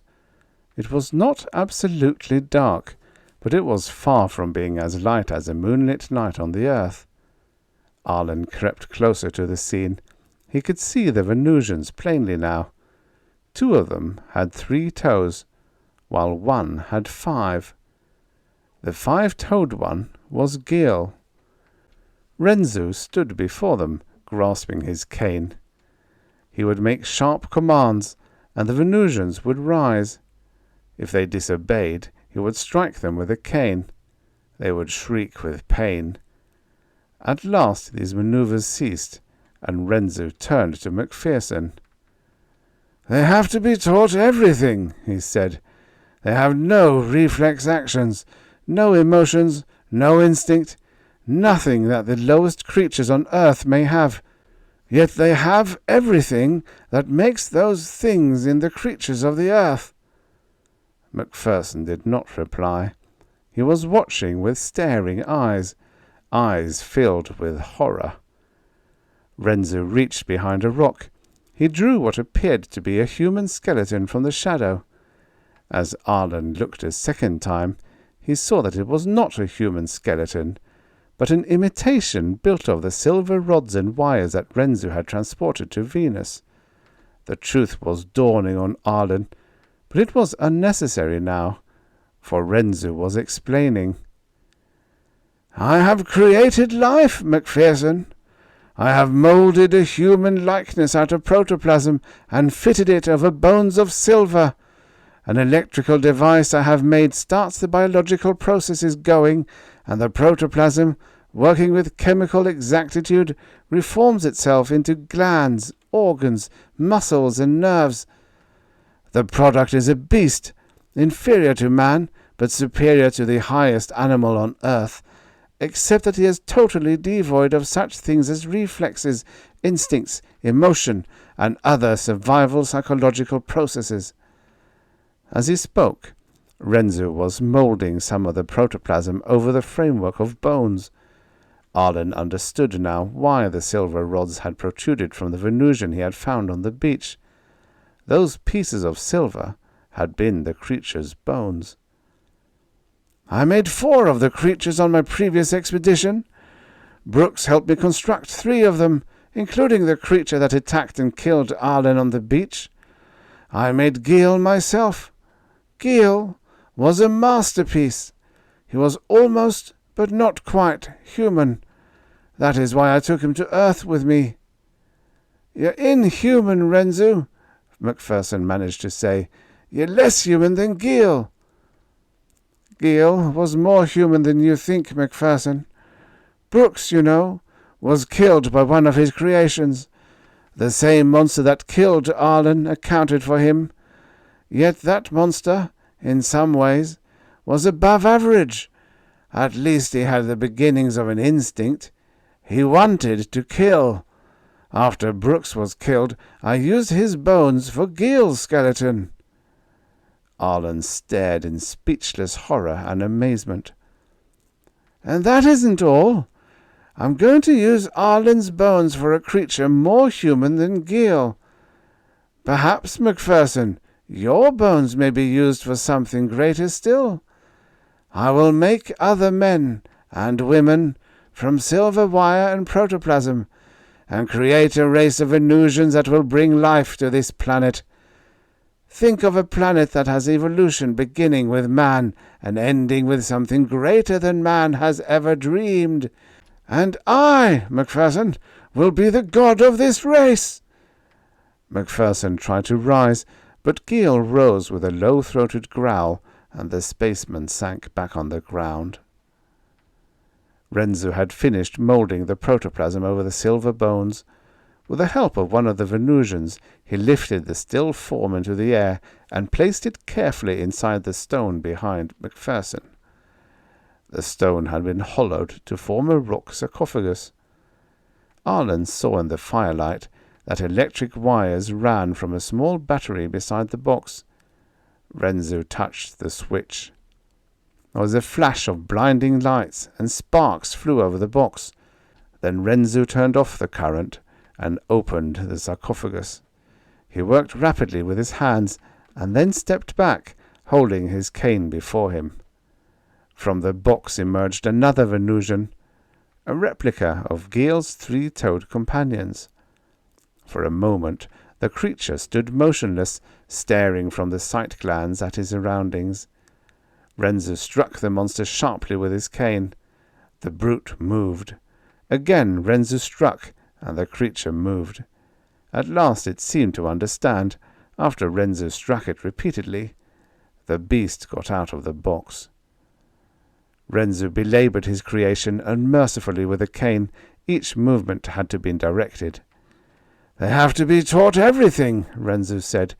"They understand nothing but pain.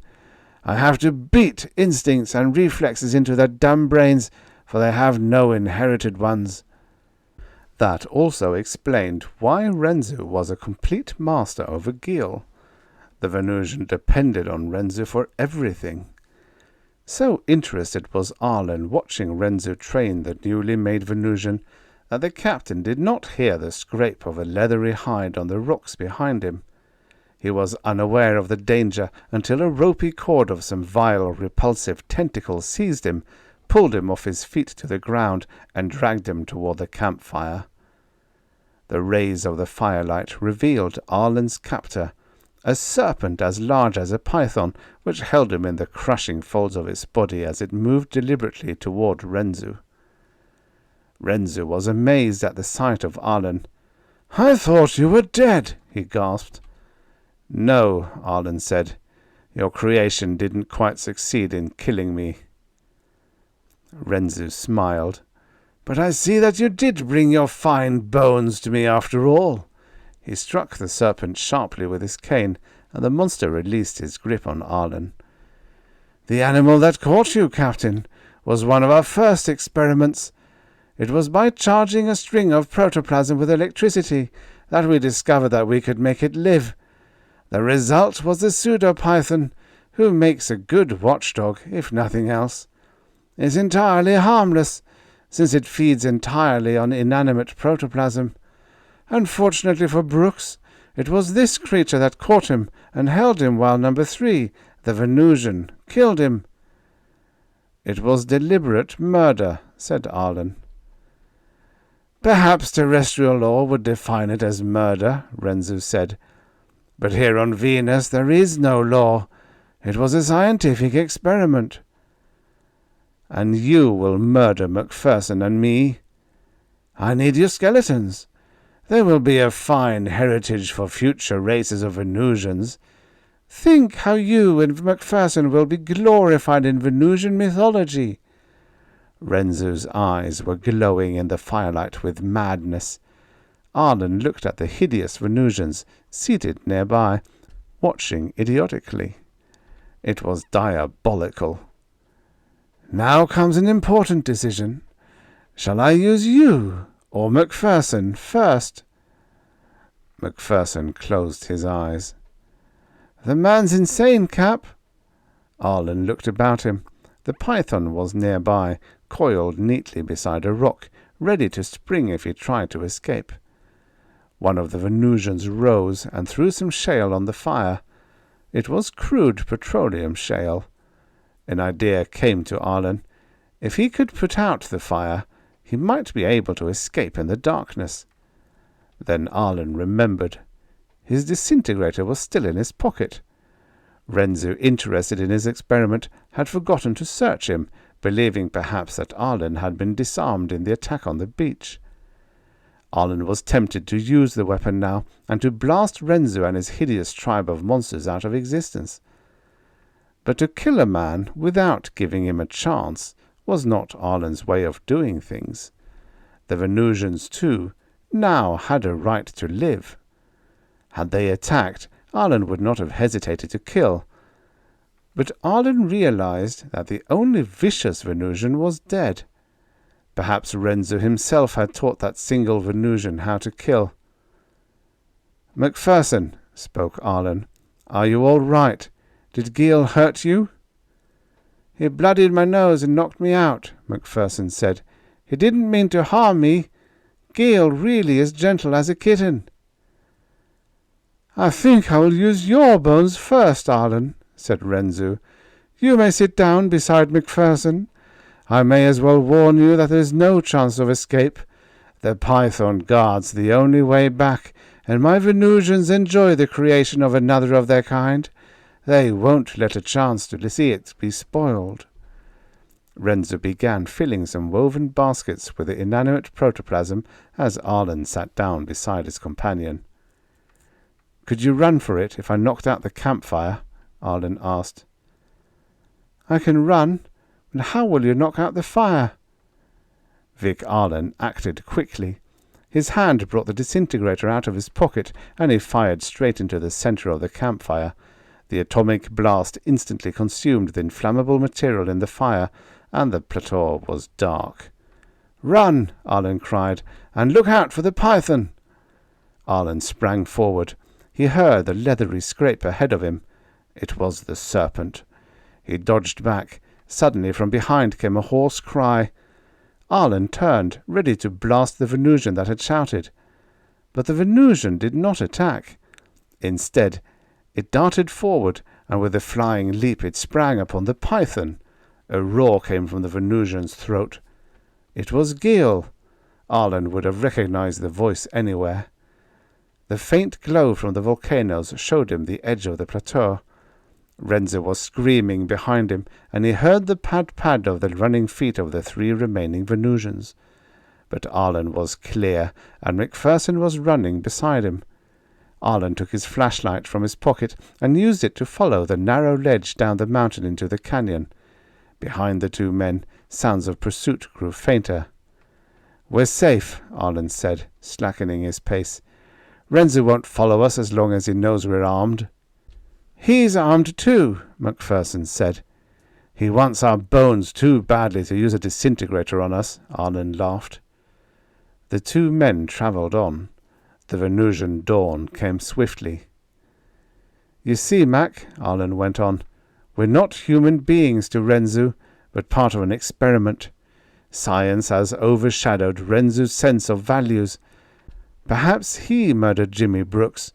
We know he would have murdered us to perfect an experiment. Renzu was creating life, and he would kill to do it. He wanted to be the god of a world that started with a complex organism instead of a simple microbe. The only trouble is that the life lacked instincts that it took terrestrial animals millions of years to acquire," Macpherson added. "That's what creation may be, Mac," said Arlen. "We did more in a few minutes than Renzu did with all his scientific knowledge. Gil learned the meaning of gratitude. I treated him kindly, and he repaid me by helping us escape." They reached the ship. The sea was boiling over the sands. Here and there, along the water's edge as the dawn broke over Venus, they saw globose formations of inanimate Venusian protoplasm, seemingly awaiting the spark that would turn them into living organisms. Venus was in an Azoic age, but life was beginning to appear. It was life created by a human god, who also was a human devil, a monster. Future generations of Venusians might worship Harry Renzu, unknowing that it was the lowly Gil that brought the first worthwhile instinct to their race. Somewhere, far behind in the canyon, were 4 hideous monsters and a beast that resembled a serpent. This stampede of protoplasmic creation was led by its mad god, driven onward by the lust of this insane demiurge for the bones of his fellow deities. "Okay," said Arlen, priming the rockets. "Okay," shouted Macpherson. The traveller was ready to rocket home. The end. Subscribe for your daily stories of futures past. And now, for the next story. Green Grew the Lasses by Ruth Laura Wainwright. Originally published in Galaxy Science Fiction, July 1953. Narrated by Tom Trussel.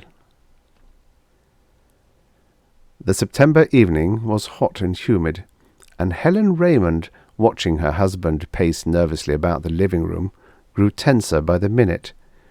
Robert would walk up to an open window, sniff abstractedly, move to the next window, and repeat the performance.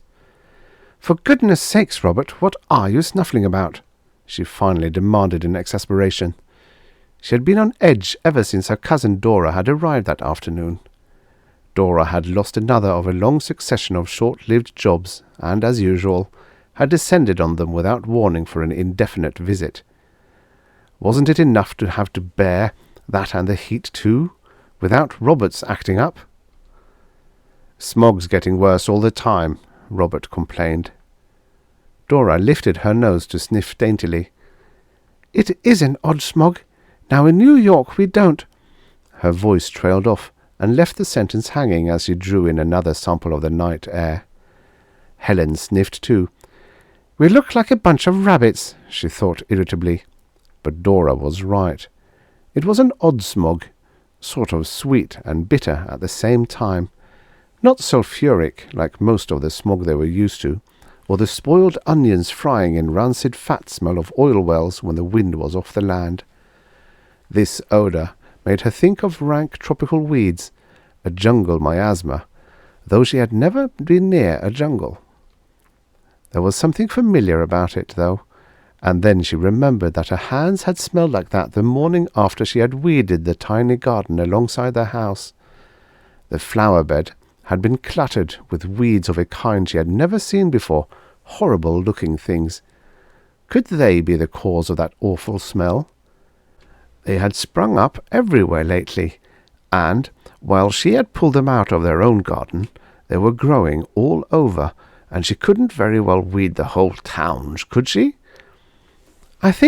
Wait, I want to get something," she said, and ran outdoors. She came back with a sample of the weed, one that she pulled from the garden of the vacant house next door. The plant was about a foot high, with a straight, stiff stem of a bright metallic green, with a single row of inch-wide rosettes of chartreuse leaves or petals down one side of the stem. There could be no doubt about its being the cause of the unpleasant odour, and Helen held it out at arm's length. "What the heck is that?" Robert asked. "Smell," she said. "Phew! So that's it. What is it anyway?" Helen shook her head. "Never saw anything like it until recently. I pulled them out of the garden, but they're all over." Helen carried the offending plant to the back door.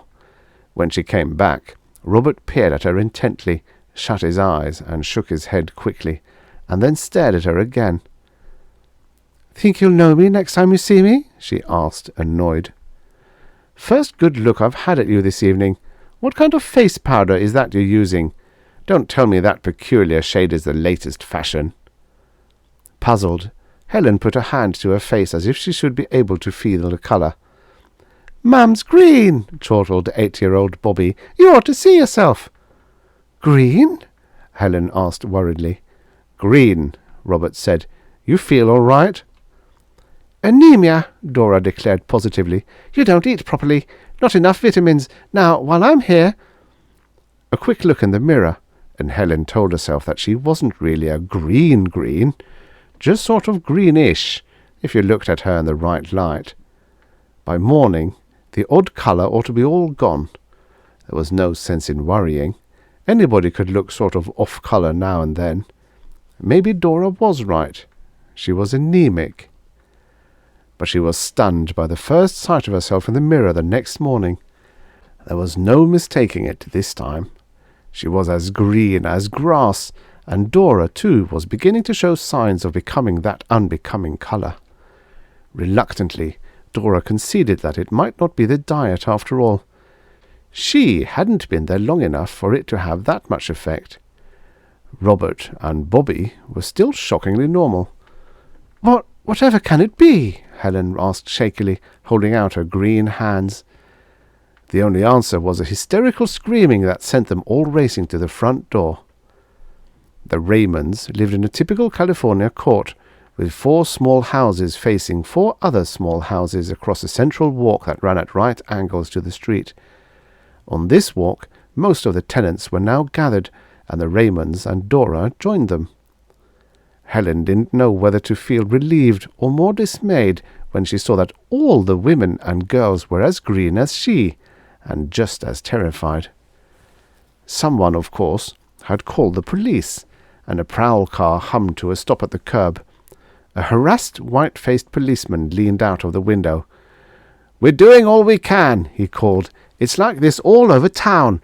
Don't know yet what caused it, but we're investigating." The car sped away. It was soon apparent that only Mimosa Beach was affected. Why, no one could guess. Some said it was all a publicity stunt of some kind, advertising a movie or television show, or a chlorophyll product, perhaps, but they couldn't explain how it worked, or why only women and girls were affected. And how could it possibly help sell anything? Overnight, Mimosa Beach became famous and infested with reporters and colour photographers, all male. There would have been a mass exodus if there had been any place to go, but other communities, fearing that their womenfolk would catch the greenness, like measles, refused to let them in. Besides, in Mimosa Beach they had the dubious comfort of all being alike, while elsewhere they would have been freaks. There was so little they could do to make themselves look attractive. The cosmetics they had, or that were available, were all wrong, but they did the best they could, though there was no hiding that ghastly green complexion. "What a shame your hair isn't red," Dora said one day to Helen. "Amy Olsen now, her hair really goes with green skin." Cocking her head to one side, she studied the younger woman intently. "Your hair, that mousy brown, wonder if we couldn't touch it up just a wee bit." Helen clenched her teeth against the coy, criticizing voice. "I'm not the flamboyant type," she said. Dora was as green as Helen by this time, and it certainly wasn't a bit more becoming to her. She seemed to be enjoying the publicity, though. Besides, it gave her a good excuse for not leaving. If only the greenness had come before Dora, they might have been spared one calamity. 4 girls moved into the house next to the Raymonds, the last house in the row. Neither the Raymonds nor Dora noticed that they had moved in. They came so quietly. The houses in the court were furnished, and they must have paid the rent, obtained the keys, and walked in, all settled as soon as they closed the door behind them. It wasn't until they rang the Raymonds' doorbell in the early evening that anyone in the household was aware of them. "We moved next door," one of them said brightly to Helen when she answered the door. "We come see you, get acquainted. We come in?" "Of course," Helen said, and they trooped in. "We're the Raymonds, and this is my cousin, Dora Hastings." The new neighbour who had spoken first pointed to her companions, one by one. "Patricia Pontiac," she said, "Clara Ford, Mary Maroon, me," poking a thumb at her own midriff, "Jack Jones." "Jack Jones?" Helen repeated. "That's a man's name." "Man?" the girl asked blankly. "Man," Robert said impatiently, "like me." The 4 girls noticed him for the first time, and then they saw Bobby. They stared at the 2 of them, their mouths slightly open, their eyes wide with horror.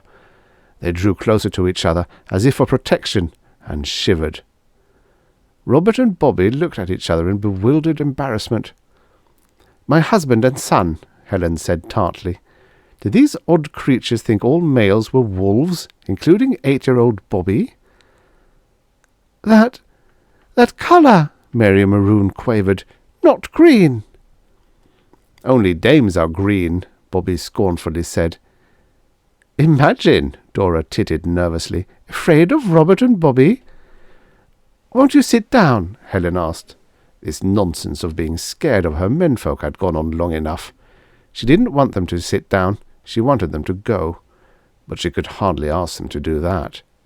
Naturally, they sat down. Bobby turned on the television for a space opera, and the 4 new neighbours watched it avidly. When the spaceship landed on what was supposed to be Venus, they giggled behind their hands and looked at each other sidewise. Hadn't they ever seen a show like that before? What was so unusually funny about this one? When the commercial came on, Robert turned off the sound. Mary Maroon looked at Bobby, and then at Helen, who was sitting with her arm around her son. "You baby?" she asked. Helen smiled proudly. "Yes, this is my baby." Bobby squirmed indignantly. Mary Maroon then turned to Robert. "You got baby?" Robert said, "Sure, this is my baby," patting Bobby on the knee. To Helen he muttered, "What does she think, anyway?" The 4 stared at Robert and Bobby and Helen in such obvious confusion that Robert jumped up nervously to turn the sound back on. After the girls had gone home, Bobby was sent off to bed, and Robert, loosening his tie, demanded, "What's the matter with them anyhow? Do they have to stare at me as if I were a damned biological error? Don't they know what a man is, for heaven's sake?" "Really, Robert," Dora protested, blushing a deeper green. "Well, for gosh sakes." "Those names," Helen said. "Clara Ford, that's not too bad, but I'm not so sure about Mary Maroon." Dora nodded. "Mary White, Mary Black, so why not Mary Maroon? But Patricia Pontiac." Helen threw up her hands. "They must have made that one up. But Jack Jones." "Crazy, if you ask me," Robert said, pretending they were scared of me and Bobby. "There's a Patricia beauty shop next to the Pontiac agency," Dora suggested. "Maybe—" "Funny way to get a name. Where the heck are they from?" Robert wondered. "Must be from right here in town," Helen reminded him. "Otherwise they wouldn't be green." "You know, the greenness looks sort of natural on them," Dora said thoughtfully. "Well, think I'll go to bed." After she had gone, Helen said wistfully in a whisper, "If only awful things could sort of counteract each other in the way some poisons do." She started making up the Davenport bed. Dora had their room. "First Dora's coming, and our turning green, and now those crazy girls right next door. But 3 poisons. No, it wouldn't come out even." It was a day or two later when Helen found her new neighbours working in the little flower bed alongside the house. They were busily transplanting weeds of the kind responsible for the unpleasant odour. "For goodness sake!" Helen exclaimed, disgusted. "What in the world do you want with that stuff? Why, it took the rest of us here in the court days to get it all out, and now you want to bring it back. Throw it away." "Oh, no," Patricia Pontiac objected, holding a bunch of the weeds against her heart protectingly. "It's faneweed." "You mean you've seen the stuff before?" Patricia nodded. "We have it all over where we come from. Must have faneweed." "But you couldn't have come from someplace else," Helen pointed out. "You wouldn't be green if you did." "All green where we come from," Mary Maroon said. "I don't know where that stuff, faneweed you call it, came from," Helen said, refusing to pay any attention to their claim that they came from someplace else where everyone was green. There just wasn't any such place. "We drop seed other time we come," Patricia said.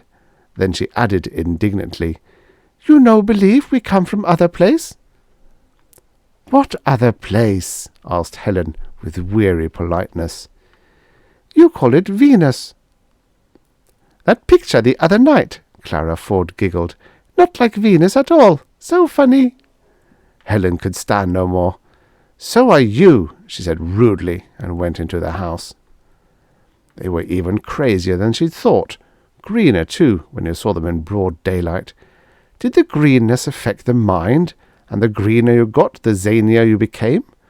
Would she get to be like that? The idea frightened her. "No turn green?" Patricia Pontiac asked Robert plaintively one day, as if she were blaming him for her bewilderment. "No," he answered shortly, "but I don't blame you for envying us men. It must be tough to be that lousy-looking colour." "Green is good colour," Mary Maroon declared stoutly. "You no have baby yourself?" "Of course not." Patricia turned to Helen. "Then what's she for?" "He," Robert corrected, then added sarcastically, "Papa works to buy baby shoes. Now does that answer your question?" Helen sighed. There was just no use trying to explain anything to those 4 girls. Fall and winter passed. The dull monotony of being green was accented now and then by articles and pictures in newspapers and magazines, and by rumours, always proved false, that a remedy had been found, though chemists, biologists, and doctors continued hunting for the cause of the catastrophe. Autopsies provided no clue. Women protested that the doctors were looking at them with a wishful drop-dead expression, as if the next autopsy might be the one that would supply the answer. The greenness was still confined to Mimosa Beach. Other communities kept up their quarantine. The 4 girls next door to the Raymonds were as zany as ever, and Dora Hastings stayed on, of necessity. And then the monotony was broken by greater calamities. First, there was the matter of Patricia Pontiac's approaching motherhood. While this, of course, made no difference as far as the town was concerned, Dora was greatly perturbed, and, ever being one to insist on others keeping within the limits of her own narrow paths, she took the girl to task. "Patricia," she insisted sternly, "there simply must be a man to blame for your condition. You must marry him. Think of the baby. You want him to be fatherless?" "Fatherless? Him?" Patricia repeated, frowning in perplexity. "What are you talking about? My little baby girl, all mine. This man business I don't understand." "Nonsense. You're just trying to pretend innocence." "Oh, give it up, Dora," Helen urged wearily. "She doesn't know what you're talking about." Dora raised sceptical eyebrows. "In her condition?" After that, Dora went around with a great air of virtue condescending to help the wayward. It must be a burden, Helen felt, to have to feel superior because of other people's faults. Such a negative sort of superiority. During the next few weeks, Dora had plenty of chance to feel superior. Other unmarried girls and women besides Patricia became pregnant, and, like Patricia, they insisted no man was responsible. But they were not complacent about it the way Patricia was. To them it was an indignity they did not deserve. "What's this town coming to anyway?" Dora demanded. "Parthenogenetic births, maybe," Helen ventured. "No one would have believed that we'd turned green, but we did. Honestly, Dora, I'm getting so I'd believe almost anything in this nightmare existence of ours, even that you are about to have a baby." "That," Dora rejoined acidly, "is not at all likely. But are you trying to imply that our turning green could have something to do with these shameful births?" "I didn't say that, but you could be right." "Humph," Dora snorted. "A lot of nonsense." The 4 girls were in the Raymonds' living room one afternoon, a week later, talking with Helen, when Dora, who had been feeling ill and had gone to the doctor's, walked in. She glared at the 4 girls. "I'm going to have a baby," she accused them. Helen drew her breath in sharply. "Oh, no, not you too." "Of course," Clara Ford said complacently. "Everyone have babies, except Robert and Bobby and the ones like them.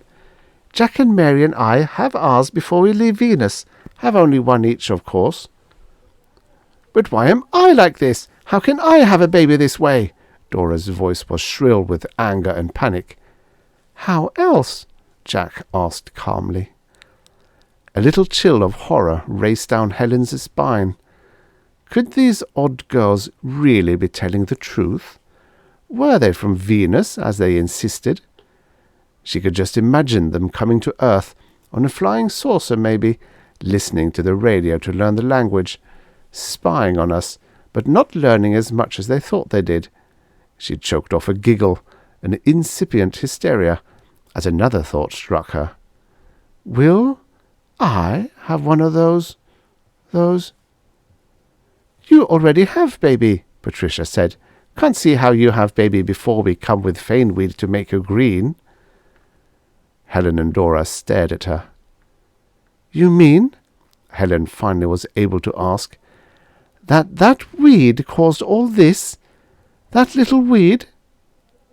"But that is what we tell you all along, only you always walk away angry." All those scientists working so hard, Helen realized bitterly, and all the time what they were looking for was literally under their feet. How could anyone have thought that the Faneweed was responsible for anything but the bad smell they had finally become accustomed to? "Why didn't I listen to these girls, pay more attention to what they said?" Helen asked herself. She might have been able to prevent a lot of things that had happened. She got up from her chair and walked nervously about. Well, she couldn't change the past, but she could stop further evil from the Faneweed. "I'll bet they don't have men on Venus," she said to Dora, "judging from the way they act. Then they'd have to have parthenogenetic births." She turned to Patricia. "Why did you come to Earth? And why just to Mimosa Beach?"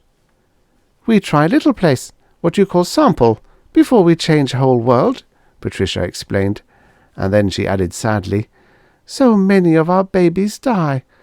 Not enough people left on Venus. We think maybe you like to come to Venus with us, so we make you as us." "That was very, very wicked of you," Dora said severely. The 4 Venusians shrugged resignedly. "Might as well go home," Mary Maroon said. "They don't like it our way." "And leave me like this?" Dora demanded shrilly. "Get rid of Faneweed, be as before," Patricia assured her. "With a baby I'll have trouble accounting for," Dora said bitterly. "Oh, no, you don't. You stay right here. And Helen, don't you tell anybody that it's the Faneweed.